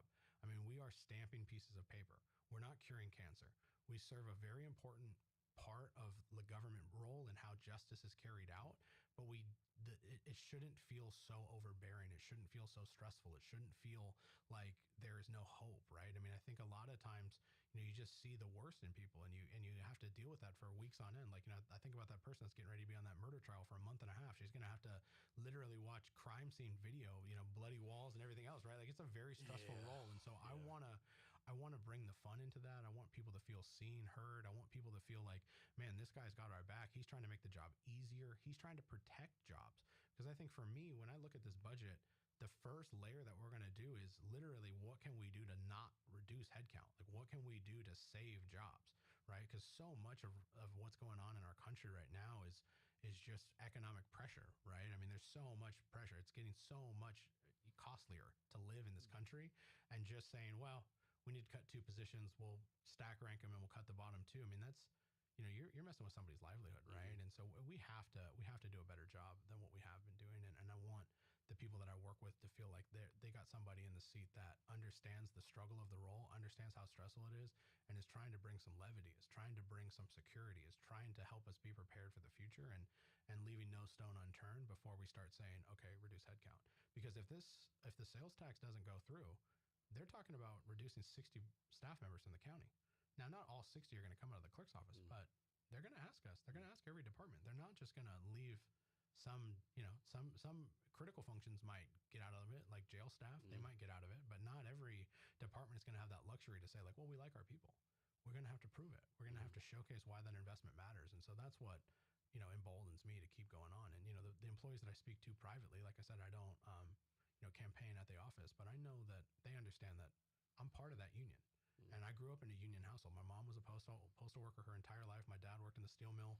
They're union people. I understand the value in unions, and I want to try to help them feel like there's somebody at the top that wants to negotiate, that wants to create better living situations for them. Because the other thing too, the same role that I do now in King County is $12 more an hour. Not saying that it's, in King County, the amount of cases they have to deal with is certainly much higher and the complexity is much higher, but it's certainly not $12 cheaper to live in Kitsap County, right? So those are conversations I want to have. So for the county clerk, is the salary like above six figures or below six figures? Below. Below, okay. Below. It's an hourly position. It's an hourly position? It's an hourly position. You gotta be kidding me. Yeah, but I mean, we're getting good OT too. You're getting good OT if you want overtime. Man, so that's crazy. Yep. And there's not really a ton of requirements to having the job either. Yeah. It's just kind of like, whoever shows up, right? So, and so that's, I think, another part of it, right? I think we need to help commissioners and county leadership understand that while it is something that we can train somebody to do, it is not easy. It's not as simple as it might look or appear. I mean, a lot of the folks that work in the office have been there for so long, it does look like easy to them. It looks simple to them. But if you came in clean to do what we do, I mean, you'd be facing a very, very steep learning curve. And so that's, part of also what I want to do is make sure that I'm learning from all those people and making sure that when we do have a need or an opening for a new hire, that I'm getting them up to speed as fast as possible. And that's where drafting off of all of that experience is going to be helpful in building out quality materials. So this one I never agree with. It's like most government and most private companies are like, they do layoffs. They always like get rid of the new hires, right? And like, well, maybe the person in 20 years isn't adding value no more, right? He's stuck in his ways, and the new people are actually like making things better, right? Yeah. So I never kind of agreed with that, right? I don't agree with that seniority thing. I think seniority is important, but I think performance is just as important, right? I mean, that's going to be a harder thing for me to solve, right? Because there's going to be union rules. Yeah. But I do think we got to bring some performance evaluations into it. We got to bring some goals into it. We got to hold people accountable in the same way that I want to be accountable to voters. People that are clerks should be accountable to their management, should be accountable to the things that they do, and they should welcome that because that helps them build that security, right? And that gives them a sense of purpose, that gives them that sense of like accomplishment, that gives them that sense of like, okay, I set out to do these things and I achieved it, right? Because right now it's just kind of like, yeah, you show up, you punch a clock, you leave. And that kind of mindset breeds the inefficiency that we're talking about, right? We have to bring some passion back into this. We have to bring some fun. We have to bring, the appropriate lens to it. But for me, when it comes to identifying who stays and who goes, I mean, it's definitely going to be a more fluid conversation than just who's the newest hire. Yeah. So post-Army, first post-Army job, I was an HR manager for a seafood plant in Alaska, right? For China Seafood, right? Mm-hmm. So I started orientation, right? I did orientation brief. And one of the questions was like, what do you do here, right? So this is like a fish, basically like a fish slaughterhouse. Fish come in, they cut up whatever. People like, we slaughter fish, we kill fish, whatever. I said, no. I had a nice picture of a family eating a fish dinner. No, you provide families across the world a fish dinner, right? Yep. They're like, oh shit, we do, don't we? And you just see how the attitude changed, right? Like, exactly. Man, we don't kill fish, we don't cut fish up. We're like, it makes this piece of fish that's gonna be someone's dinner, right? Exactly. And think about that from a legal outcome perspective, right? I mean, this is the determination of who goes to jail, who doesn't, who gets custody of the kids, who doesn't, who gets committed at an institution and who doesn't, right? I mean, there are massive, massive outcomes at stake. And I do think it's important to remind people of that because I do think you can get lost just in the day-to-day, right? Because every day, the way that the courthouse is structured, on Mondays, we have certain calendars, Tuesdays, like every day has its own kind of defined place or it's defined things that we do. Like Fridays is always domestic relations, so that's always divorces, right? Tuesdays is always parentage, so those are people that have a kid that aren't married. They're always on Tuesdays, right? Thursdays is always protection orders, right? So it's like the week kind of just blends together because you have certain big things that you're doing and it gets kind of lost. But I do think you're right on in saying culture gets built from the aspirational and from a positive mindset. It doesn't get built from a negative. And I think it's so easy for us to get into this mindset of like clock watching of, oh, this person took a 16-minute break versus a 15-minute break, or, oh, this person got to do that calendar and I only got to do this. And it's like, well, the work day starts at 9 and you go to 9 and you go right to the bathroom. Right.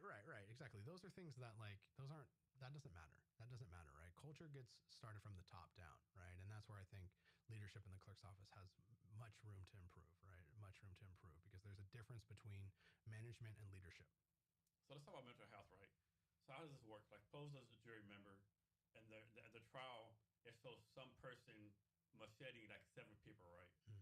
Is it like some kind of mental health with the jurors? Like, man, they see this like horrific stuff, you know? Yeah, if it's horrific, they will appoint a therapist to Okay. work with the jurors afterwards, and they will pay. That'll be paid for by the county. You won't have to pay anything. It won't be like, oh, check your insurance. That'll just be something that's available to you. Not everybody will take us up on that, but there's definitely been more than a few cases that have been absolutely horrific. There is an emotional support dog for those days too. So there's a dog that roams around, and we do as best as we can to try to keep the gallery as contained as possible, so there's not a bunch of extra people milling around. We try to keep everything as factual based as possible, so we're not digging into 6-10 hours of questioning. We try to keep it moving quickly so that we don't dwell on those things. But as part of a person's defense, right? Like, I'm not saying that there's any justification for somebody macheting somebody, but if it was you that did it, you'd want to at least have it be heard, right? So there's a delicate balance between making sure that a person is getting their fair shot at justice and managing, the ugliness that goes along with it. But there's resources, so don't. Like I don't said, worry. defense. Well, I know you see me macheting, but the angle, I didn't intend to cut him that deep, but my hand, you see the ice there, blah blah blah. I mean, there is one that I've been told about where a guy attempted murder with a baseball bat, and he wants a metallurgical analyst to come in and say that the structural integrity of the bat was already broken, and that's why the bat bended a certain way.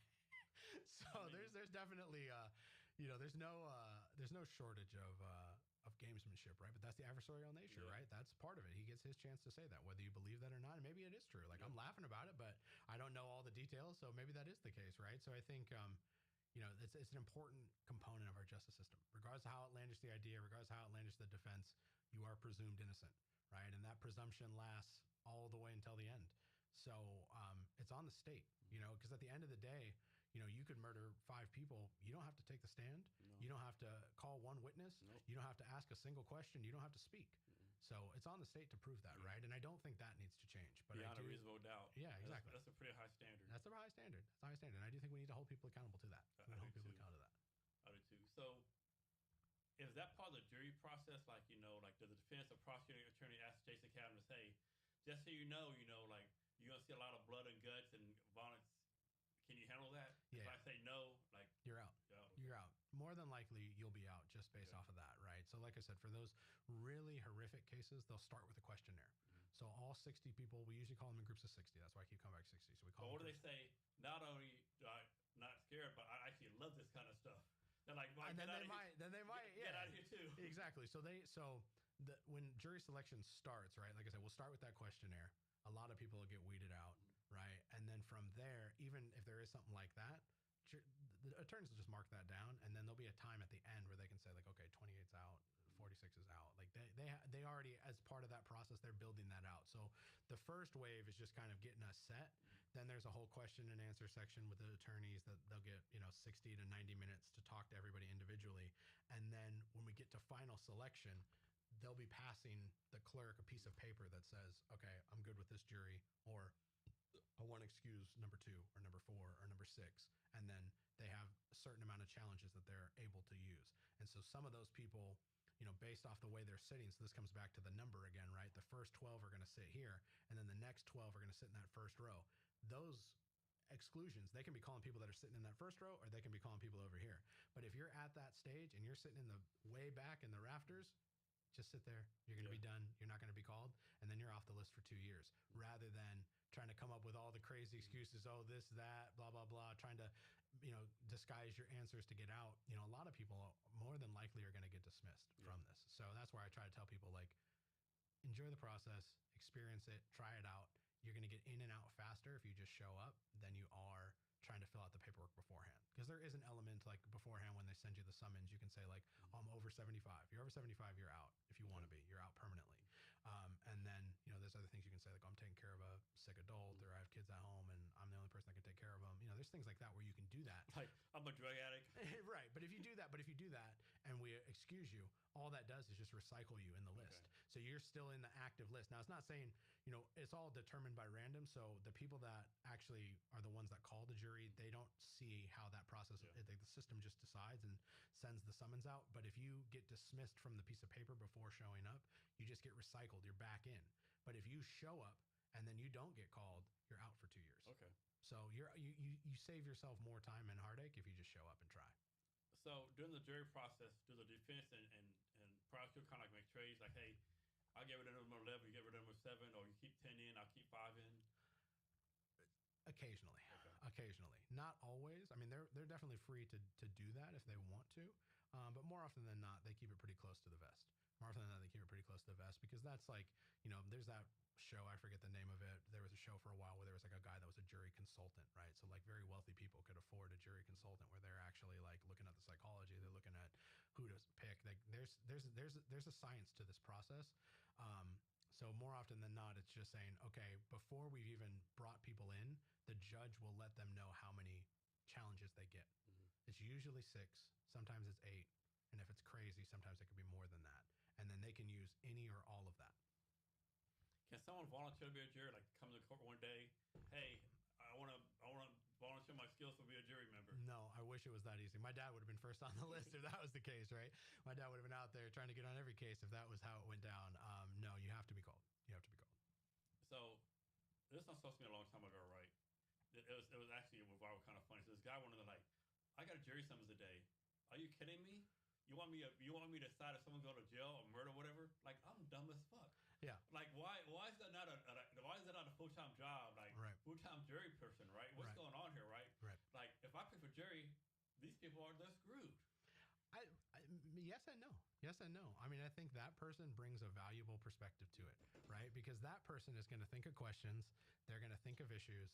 They're going to have thoughts and feelings about the way the evidence was presented that maybe the average person won't. Mm-hmm. And so that adds value to a jury. Mm-hmm. I think the Constitution provides for a jury of your peers. Yeah. And I think it's important that we uphold that. Yeah. So I think it's completely okay if you come in thinking like, I don't know anything about this. I don't know. Like, that's the fun of it, right? That should make it be like, wow, this is enjoyable. This is something for me to learn. This is something for me to like see under the hood of how it really works. Because the way you see it on TV and in movies, it's not like that in the courtroom, right? It's a lot more mundane than that. The questions are very much like, okay, officer, did you take the gun from the locker? Yes. What time did you take it out? Oh, 12:02. And what did you do with it? Then I took it over to my desk. Yeah. Okay, so like, you know what I mean? It doesn't go. Did you step your left foot or your right foot? Yeah. There's not untied. Right, and there's not like, so much. I don't know. It was like 6 months ago. Right, and there's not like gotcha moments. There's not like, oh, they prepared all these documents in secret. Like there's not like, oh, we unseal this like, mystery defense, right? A lot of this stuff is handled beforehand, right? So it's a much more there's a procedure to this, right? So I think people will be interested to learn that. But I want everybody to feel like it's something that is an important part of our civic duty. Go if you're called. It'll be easier if you go. More than likely you will not be called. In Kitsap County, because it's a smaller county, right? It's 250,000 people, you get called pretty frequently. So if you just show up, you're going to get off that list for 2 years. You know what I mean? So it's in your best interest. You can only be a jury in your county, correct? Yeah. Okay. Yeah. And also, too, as part of that, we manage the juries for the municipal courts, right? So a lot of my work is focused in the Superior Court, right? So that's murders, that's, big trials. But we're also the jury for Paulsbo Municipal, for Bainbridge Municipal, Port Orchard, Bremerton. So you could be going to a small courtroom. It might not be closer to where you live. It could be, just depends on where you live. But that might not always be the big murder cases, right? Like a district court is going to be hearing like assaults, DUIs, things like that, where the person is challenging. So, you're not always going to get the biggest, most interesting case too. So jury peers, what does that actually mean? Does jury peers mean like based on demographic and gender and ethnicity? Does it mean like based on your economic background? What exactly does jury peers mean? It literally just means a peer. It literally, the system determines all that. The system does not give any weight to age, to location, to background, to educational performance. Like it's literally 12 people at random. That's the objective, because that, a lot of what goes into selection is about eliminating bias, right? And it's hard to do that because so much of our bias is unconscious, right? So much of it is like, there's going to be people that are, big fans of law and justice and say like, okay, well, if he's getting charged, then he's automatically guilty. And while there is an element of like, to get to the stage of going to trial, the state had to prove some things to get to this point. It does not inherently mean that they've proven their case. And so that is a bias that some people have to get over. And then there's also a bias that says, I don't care what the state says. We got too many people in prison, or I spent some time in jail and I feel some kind of way about it, and I don't want people to go to jail. So he's automatically not guilty. Coming in with that mindset is very, is toxic to the jury room, right? So a lot of that whole voir dire process and asking questions and the judge asking questions and you being able to answer questions, all those things is how we try to suss that out. And sometimes, it doesn't always get caught, right? And that, mistrials, hung juries, things like that can, of course, still happen. The thing that I do think is hard, and I try to tell this to people too, is, like I said, they're more than likely going to have 14 jurors or 15 jurors, and you won't know who those 2 or 3 people are until the end. So you'll have to sit there for the whole trial, however long it takes, and then they'll say 1, 2, and 7, you're alternates. See you later. Yeah. And you're only going to deliberate if somebody can't. And so that, I think, can be a little bit frustrating for folks, but that's just part of our process. That's part of our process. How about this, right? Suppose someone goes to trial for whatever it is, and they're a graduate of Washington State University. And by happenstance, all the jurors are graduates from the University of Washington, right? Can a Washington State clerk say, hey, these people are biased against me and do for a mistrial or appeal based on that? As much as I look as a proud dog and a UW homer, I have faith that my fellow alumnus can put that aside. But there is, my point, right? But there is ways. No, there is ways. And you see this a lot with like super high profile cases, right? Like if you're a known commodity in a state, like you're an elected official, more often than not, they'll change the venue. So you'll get heard in King County, even though it's a Kitsap County case. Like, you know what I mean? They're going to go to extremes to try to help you get a fair trial. Yeah. So there is ways to do that. And there's also ways to say like, okay, well, I've already been convicted of 3 crimes by this judge. I want to prejudice this judge and I want a different judge. So there are ways for a defendant to kind of to move it around if it needs to be, but that's only going to get granted in extreme situations. Okay. So 2-part question. The primary, what, next Thursday? Tuesday. Next Tuesday, right? So 2-part question. First part, like, let's suppose you do win the primary. What's your plan to, like, moving forward after that? And part 2, suppose you don't win the primary. What's your plan moving forward as part of that election? I'm guessing you're going to have 2 different plans depending on what you do, right? Yeah. I think if I win, that's a pretty good indication that Are you going to bring a sign of office to work next day? No. You freaking loser. I told HR I wouldn't. I'm going to play ball. It's not an indictment on. Look, I'm not running because I think my opponent is bad or is bad at his job. I'm running because I think I have a different skill set, and I think I bring a much needed perspective to the government that's been missioned for years. And I'm somebody that, when I was younger, I was somebody that was like, 1 vote doesn't matter. I'm not going to vote. It's already determined. It doesn't matter, right? And as I've gotten older, I realized this is the only way to participate. And as I've gotten a peek under the hood, I'm like, I need to participate at a deeper level and I need to kind of push it, right? So I think if I win, that's a really good indication that the things that I'm doing is working, and so I'm going to do more of those things. I think if I lose, what I'm gonna see from that, or what the next step is going to be, looking at the data at the precinct level and matching that precinct level reporting data with where my door knocking has happened. So if I lose a precinct where I door knocked at, then clearly those people didn't like what I had to say. So that means I need to switch up my whole pitch at the door. That means I need to change my materials. That means I need to look at how I stack rank voters and where I go knock doors and make sure that I'm knocking doors in the right areas. So I think, the tactics won't change, but the location and the deployment of those tactics will be different. But in terms of kind of like what the raw input and output is, it's going to be the same as it's been in the beginning, right? It's going to be talking to as many of my neighbors as possible, spreading the message, trying to get endorsements, and doing podcasts, doing things like this, and just trying to get my name out there because, more often than not, I find that my message resonates. So it's about trying to show people a different way and get them to think critically about what's been going on in our government. Because like I said, just running our budget based on hope, that's not a solution. And having it all hinge on a bill that may or may not get passed, that's not a good solution at all. So I'm guessing you speak at like Rotary clubs, libraries, churches, blah, blah, blah. Like, how do you decide where to speak at? I basically take any and all opportunity, right? I don't judge anything based off by number of people or ages or anything like that. I'm just excited and enthused when somebody wants to hear from a challenger. Because what I've learned in this process is it's very difficult to be a challenger. It's very difficult to try to buck the system. It's very difficult to try to upset an incumbent. Incumbents have so many advantages. Even like in sports, a champion of any sports league has an advantage. Exactly. And they've been there, done that. Right. And they already know, and they already have the relationships, and those relationships are already kind of baked in for them to kind of get that endorsement, to get that win. So I'm somebody where I have to just take any and all opportunity, right? So I'm trying to liaise with the Republican Party. I'm trying to liaise with Libertarian Party. I'm trying to, get in front of as many people as possible, because I think, the beauty of being a clerk is it's not a partisan seat, right? Like I might prefer the Democratic Party, but that doesn't mean that I'm, not willing to hear feedback, that I'm not somebody that another party could also be excited about, casting some votes for. And I want to be, I want to open the net. I want to open the tent. I want it to be something where everybody feels like, okay, this is one part of the county government that's receptive to me, that's working, that wants to be there, and is open to that feedback. Because right now, I think the reason why people don't vote or why so much incumbency happens is because so many of us are disenfranchised.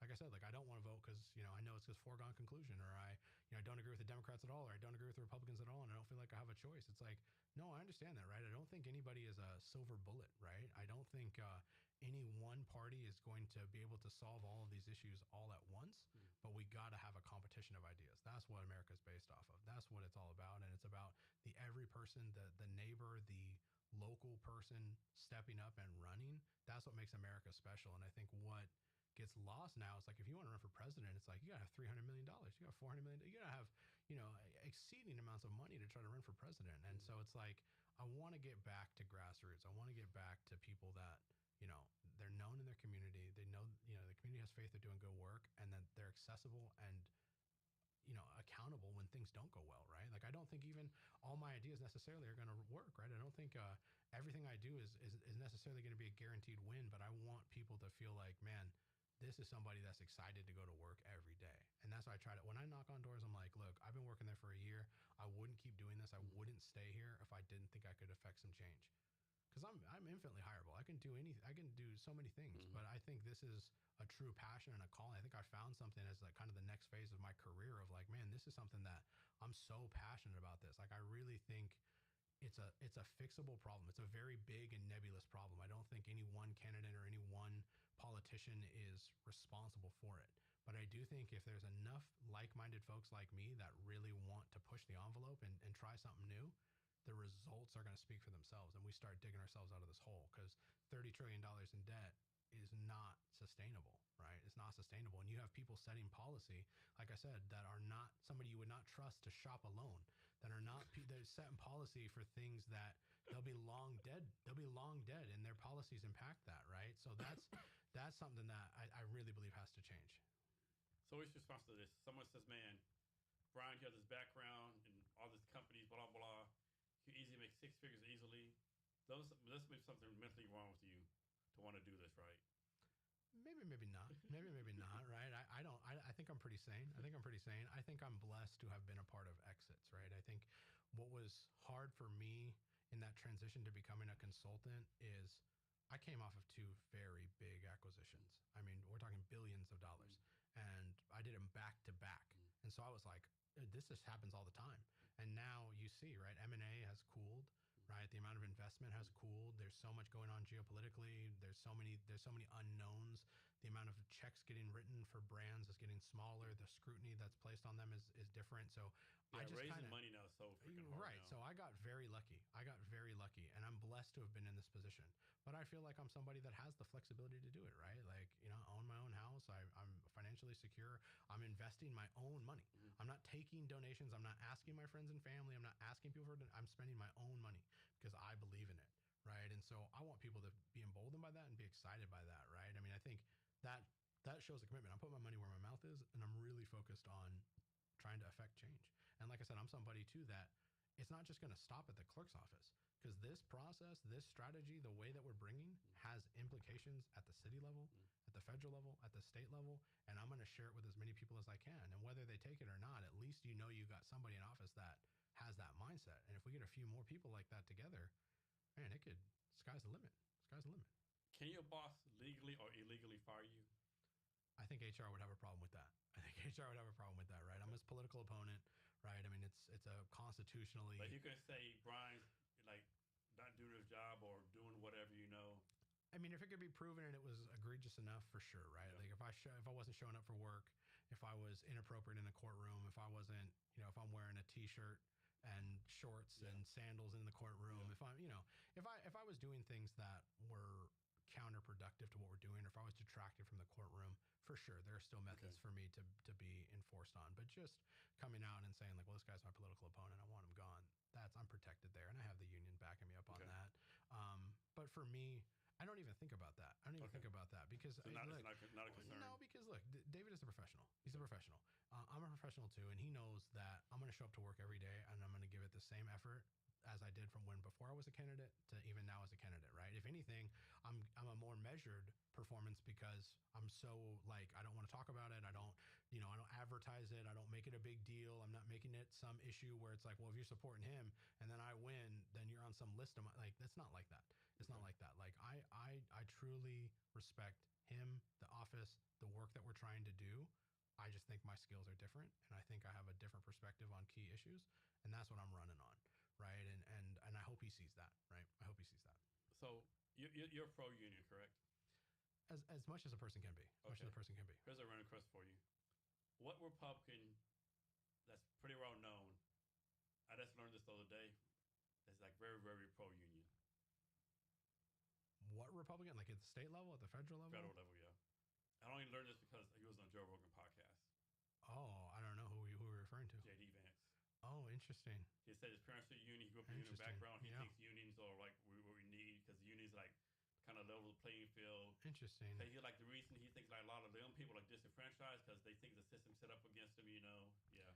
Yeah. Look, I think, and I heard you talking this with Logan, the state candidate, a little bit about unions. I don't think a union is a silver bullet, but I do think there's a lot of tactics and policies that get enforced at the corporate level that are inappropriate, right? So like, let's take Amazon, for example, right? I joined the advertising team as a senior account executive, but I came over from the retail team because I was on the team with Prime Now. And my job at Prime Now was basically how many items fit in a truck, how many trucks in a day, which items and why are we going to sell, right? So my job was different. I left a analytics role to be more of a sales role, right? But they let me keep my salary. And then basically I got a 50% raise because I got performance boost on top of that. Now, the majority of people that I work with had no idea what I was making, had no idea that, and they're getting 60, 70K offers. Meanwhile, I got 6 figures plus the bonus on top, right? So I think wage transparency is so important.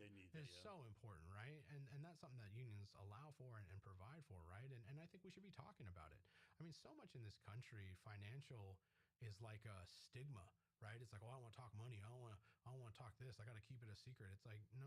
The only way that we're going to rise out of this, the only way that the middle class survives is understanding investing, is understanding finance, is drafting off each other, making sure like the person sitting across from you isn't making $30,000 more and they just started yesterday. Like those are critical things that you need to make sure are getting sussed out. So that's where I think a union shines. I don't think a union shines by threatening strikes all the time. I mean, our union can't strike, so it's a different kind of vibe, right? So I think there's pros and cons, right? I don't think the union is always hey, it's a guaranteed solution, but I think as workers, our power has been lost. Oh yeah, definitely. Right? Like there's no more pensions, right? I mean, I'm lucky in a government role that we still have one, but the majority of roles don't have pensions. A 401k self-directed on a target fund is the absolute worst way to invest. So anybody listening that doesn't know anything about finance, if you're 401k, if you haven't looked at it, you need to look at it. You need to manage it more directly because what you're likely invested in is a fund that expires whenever you're 65. And while 6 or 8% might be great, I mean, we're looking at all-time highs right now. Regardless of what you think of Trump, regardless of what you think, is going on politically, the stock market is doing well, and there is ways to be an efficient stock picker through ETFs or mutual funds that can outperform that. And that's something that, financial literacy, I mean, that's something I'm super passionate about. I mean, that's just as a private, as something I try to tell the students, it's something I try to tell the people around me, my coworkers, anybody around me. I'm so blessed to have gone to one of the finest business schools in the country, and Foster really instilled that in me. And that's something that's the translation between being, in the rat race and having a retirement. Because I mean, there's, likelihood for my generation, we might not even get Social Security. And even then we're getting a negative return on the amount of money put in. So, you know what I mean? Like there's some things that unions do that are very critical. And I just think if you can't unionize, being open and honest with your coworkers about what you're making, what you're negotiating for, what's going on, who's getting what. I mean, those are critical things. And it says in a lot of corporate handbooks, like, don't talk about wages, don't tell people. And that's so illegal. And that's what I'm saying. And that's where it's like, I don't like it. Illegal. So that's where it's like, I kind of go back and forth, right? But I've seen union outcomes obviously be very successful for my parents. Like I said, my mom and dad, both union household. So, I respect it, and I appreciate it. And as somebody that's in the union, I fight for it, and I love my union. And like I said, I want to, as a leader of this department, I want to still support that union and work closely with it.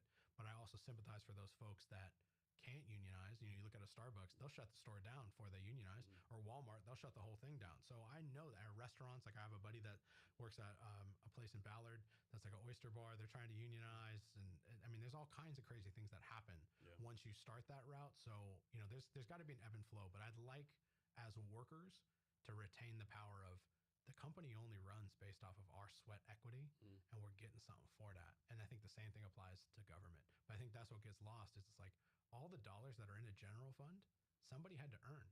Whether they worked at Taco Bell, whether they worked at Amazon, whether they work in the military, they had to put energy and effort into earning that dollar. So we got to spend it like it has that weight. Yeah, as far as salary, right? People who don't know this, in Washington State, when you sell job descriptions, by law, it has to have the salary on there, right? Right. The minimum salary range, right? Right. A lot of people aren't doing that. Right. And even then, but they won't tell you, okay, well, candidate B got hired at the max end, and you got hired at the base end. You have no idea. And then you'd be working right next to that person, and you might have 10 more years experience, but you didn't negotiate. Another thing, too, there's the big thing about the pay gap out there, right? And this is how that happens, I think, right? Because, like, and there's stats out there, like, post Tom and Mary get hired for the same job, right? Where say they both get paid $60,000. Stats show 9% of the time Tom's going to say, hey, company, this ain't enough money. And they may not give it to him, right? That's so 9%. Mary's gonna say, "Oh, thank you very much." So they give Tom a raise of $70,000. Mary still at $60,000. Yep. And then a year later, they both get 10% raise, right? Oh yeah, gender equality. I mean, that's a whole bigger issue. But no, that happens every day. And then not only that, stats show like Tom tells the boss, "Hey boss, I'm working Tom for 6 months. I need a raise."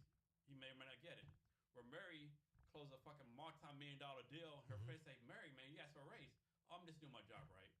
And then it's like exaggerate. So I tell all the females, hey, I don't care how happy you are with your salary, man, ask for something else. Yep. Always ask for something else. But I also do want to caution people too that greener pastures aren't always as green as when you get there. No. Right? Like sometimes you think like, okay. Right, exactly. Like, I can get 60 more K if I go jump ship, go over there. I might get 80 more K. I might get a bigger title. But, one of the things that I learned, I always kind of thought as I moved up the corporate ladder, it would get easier. Oh, no. It gets harder. No. It gets harder because it was everything you did before plus everything else, right? Yeah. It's just additive, right? So there's different stressors that go along with it. And I think people have to recognize the things that are important to them. And that's something as a manager that I take very seriously, right? I spent so much of my time learning how to hire the right folks, how to make sure the people on my team feel motivated and feel supported. And I hope that, if you ask them, that they would tell you that I'm somebody that's active and mentoring them and trying to help them in their career. But I think if we spend our whole lives in pursuit of the dollar, we lose the presence of what's going on around us, right? I mean, I think there's a baseline level of money that you have to make just to survive, but you got to remember to be present in the moment. And sometimes that work-life balance, that work from home, that 4-day a week, that whatever that is, that's worth more than the 20K or the 40K. Definitely right. So this is my take on units, right? And I think you're going to disagree, right? So my son works at Amazon Fulfillment Center, right? So I know it's hard work, whatever. They walk 20,000 miles a day. I kind of think they need to be unionized, right? Yeah.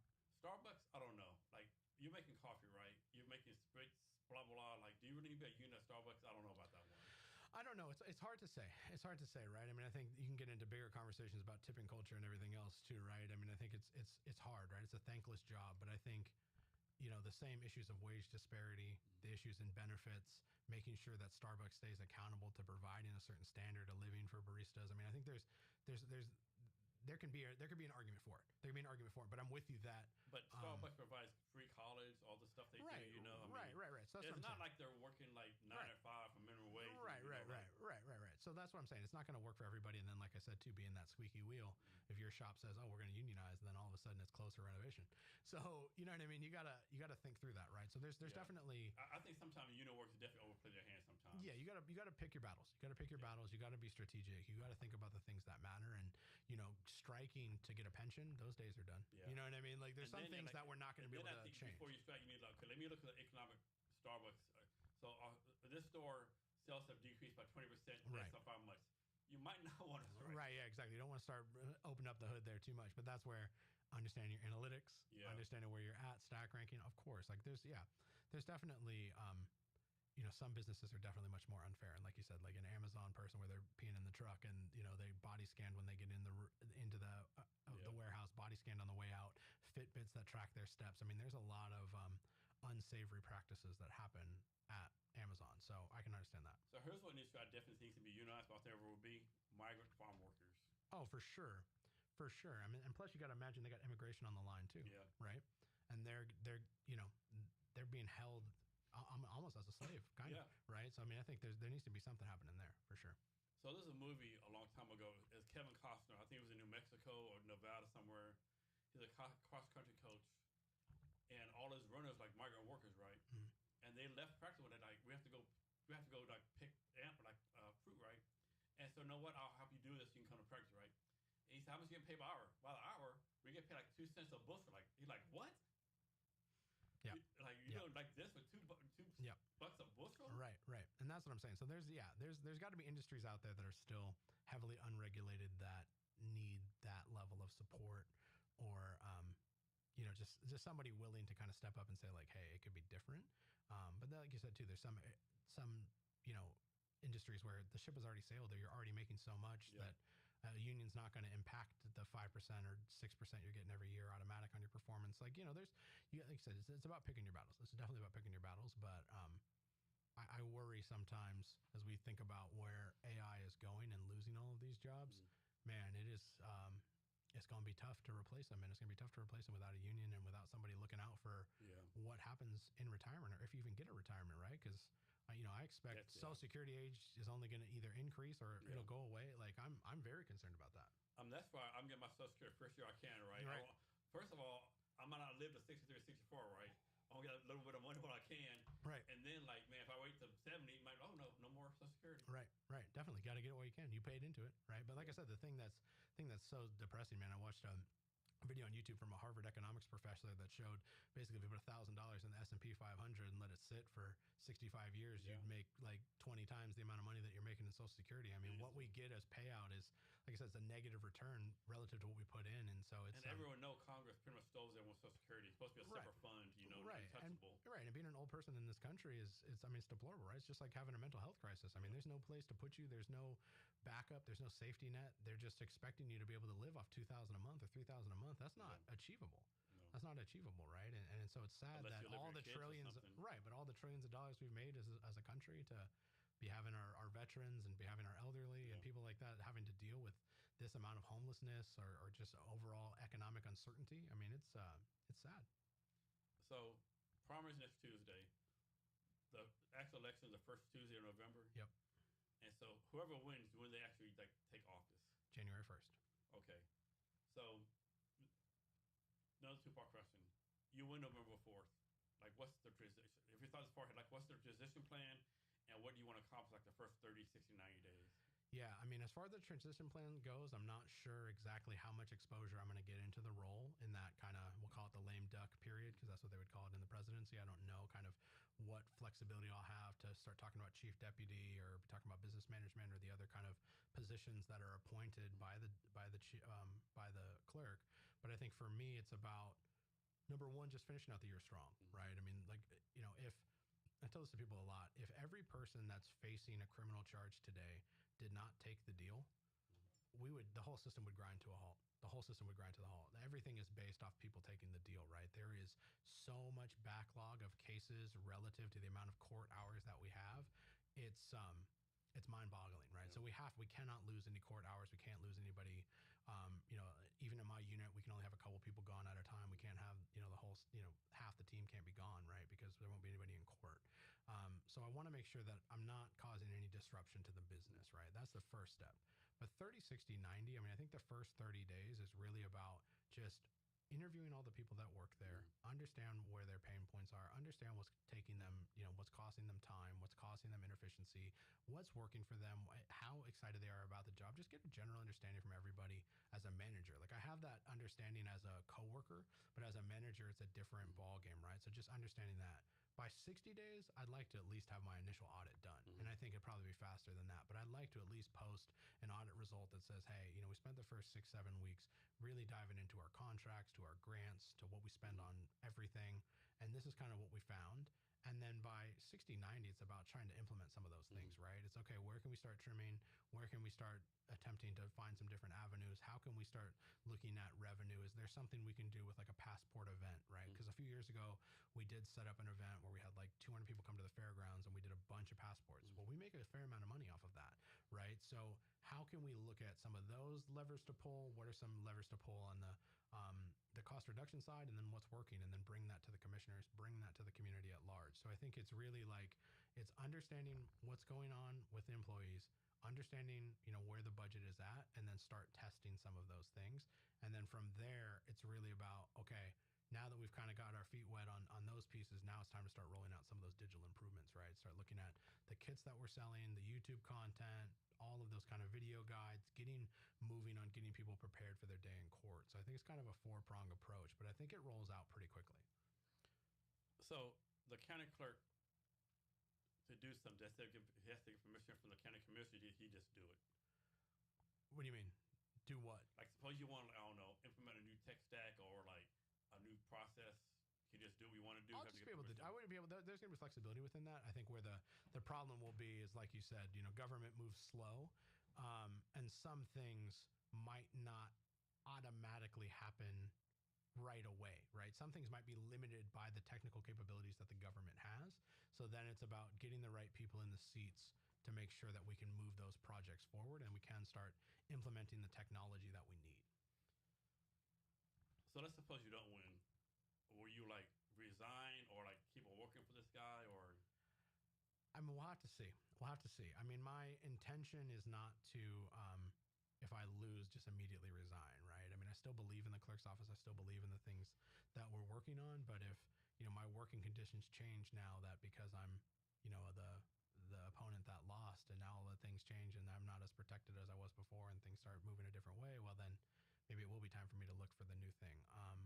But I don't want to hurt my team, right? I'm such a team player. I'm really focused on, like I said, trying to effectuate change. So I'm going to just keep being a squeaky wheel, right? I'm going to keep trying to point things out. I'm going to keep volunteering for projects. I'm going to keep trying to, own my corner of the process as best as I can. And if there's opportunities for me to grow or continue that, great. Or if there's something open in the county, then maybe that happens. Or, if it's time for me to move on, it's time for me to move on. But I'm looking at this less about, hey, if I lose, I quit, or if I win, he quits kind of thing. I think it's more about just kind of the vibe of the office, right? I just have to suss that out. I just have to see what changes. I mean, he's getting ready to present the 2027 budget, and so I'm very interested to see how that proposal looks and see what his plan is and see kind of. Did you help him with that? No. Okay. No. I mean, if I was asked, I would. Well, are you supposed to help him with that? No. Okay. No. So that's not my role. That's not my role. But if I was asked to, I would. And but I think that's another critical miss of the department. It's like if you got somebody. That's what I'm saying. Skills, like man, you got somebody in the department that knows that, then billion-dollar companies. That's I don't know. Right, and that's. I mean, I told that to my bosses before I ran. Is I was like, I gave you guys the keys to a Ferrari, and you treat me like a Honda. So I think there is an element of mistrust there. There is an element of things that we'd have to kind of fix from a relationship perspective, but I would never say no. I'm never somebody that, if you ask me to do something, I'm going to do it, and I'm going to do it to the best of my ability. I'm not so petty that, I wouldn't be still looking for ways to try to save the taxpayer money. And I think that's what I was shocked to find when I joined the government is that there are not more people like me. There's not more people like me because I'm very focused on like, look, we're putting money into this. What are we getting out of it? Is that frustrating for you? It's very frustrating. Yeah. So that's why I had to run. And so I'm hoping that resonates. I mean, I feel like I said, when I knock on doors, I feel like that message resonates. But, you guys keep fighting the good fight, right? Because I think if I lose and I immediately quit and then I immediately give up or immediately try to do something else, it's like I've lost sight of the fact of the mission of trying to change something, right? And I really do want to, I put my time in, I earn my stripes with private. I want to do it with public too. And I think I have a skill set that is tremendously unique, tremendously undervalued, and I want to try to apply it as best as I can. So what about the scenario, right? Hypothetical. It's September, October, your boss comes to you and say, hey, Brien, like, you know what? It's hard for me to say this, but I was completely wrong, right? I made mistakes. I should have taken your advice. I should have implemented these things. I'll make a deal with you, right? And we can have to sign by lawyers, whatever, but like, we'll do all this tech stuff you want to do, make improvements, and we have it signed, but you have to drop out of the race so I can win again. I don't think that would happen. And I don't even think I can. I don't even think I can withdraw out of the think I can even withdraw my candidacy. I had an opportunity in the first few weeks after filing to withdraw, and I think after that I'm kind of locked in. But that doesn't mean that I wouldn't help them. Doesn't mean that I wouldn't help them. Now that doesn't mean that I wouldn't post about it, or I wouldn't kind of make sure it was known that I was doing those things. But that doesn't. I'm not. I don't want the clerk's office to fail, and I don't want county government to fail just simply so I can win. And I wish more people had that mindset, right? And I want to, like I said, I want efficiency to be the core of everything that we do. And if there's something that I can do to affect that, I will do it. So I'd welcome that if that happened, but I would not make it some quid pro quo. I wouldn't make it a grandiose, grandstanding moment, right? Like I would just do the work. So you already said this before, but like one more time, why should people vote for you? I think there's three components that are big. Access, right? You're going to have access to somebody in an office that you didn't know you were voting on, right? People have been voting on this for decades and had no idea who this person was or what they did.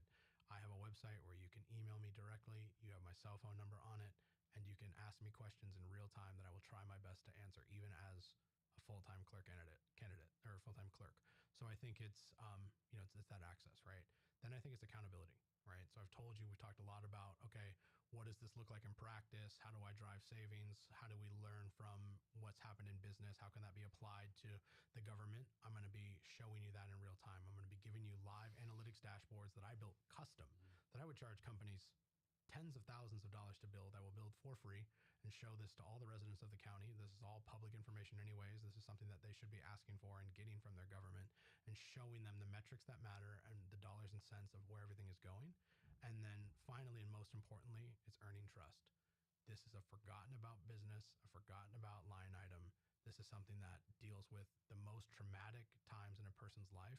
It's everything that I can do to help you be prepared for your day in court, to make the process less stressful, to make it more visible, and to make you feel like you have an advocate to the best of my ability. So I think those are the pieces why you should vote for me. And if you're even remotely curious, like I said, just Google me. There's numerous voter guides that I've participated in on my own volition. There is tons of content that I've produced on my social. There is 30 questions already answered on the webpage. There's blog posts. I mean, I'm doing everything I can to kind of give you a sense of what that's going to be. And so I hope the voters of Kitsap County understand that you got somebody that's excited, engaged, and has the relentless energy to drive some change.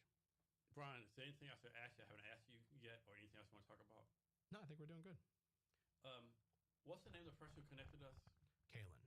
So shout out to Kaylin. Yeah, shout out to Kaylin. He's the president of the UW Association, Alumni Association. Well, he's the president in waiting. He's about to be the president. Oh, is he? Oh, nice. Yeah. And we grew up together. He and I went to middle school together, and we've known each other our entire lives. So shout out to Kaylin. Yeah, thank you for that. Jason, thank you so much for the time. Thank you to everybody that tuned in. This has been a fantastic conversation. So how can people reach out to you? So you can reach me on the website, kennedyforclerk.com, and you can reach me on the socials at kennedyforclerk, and I'm sure that'll be linked in the video. All right. Hey, Brien, thanks for your time today. Yep. Thanks, Jason. And to our listeners, thank you for your time as well. Remember to be great every day.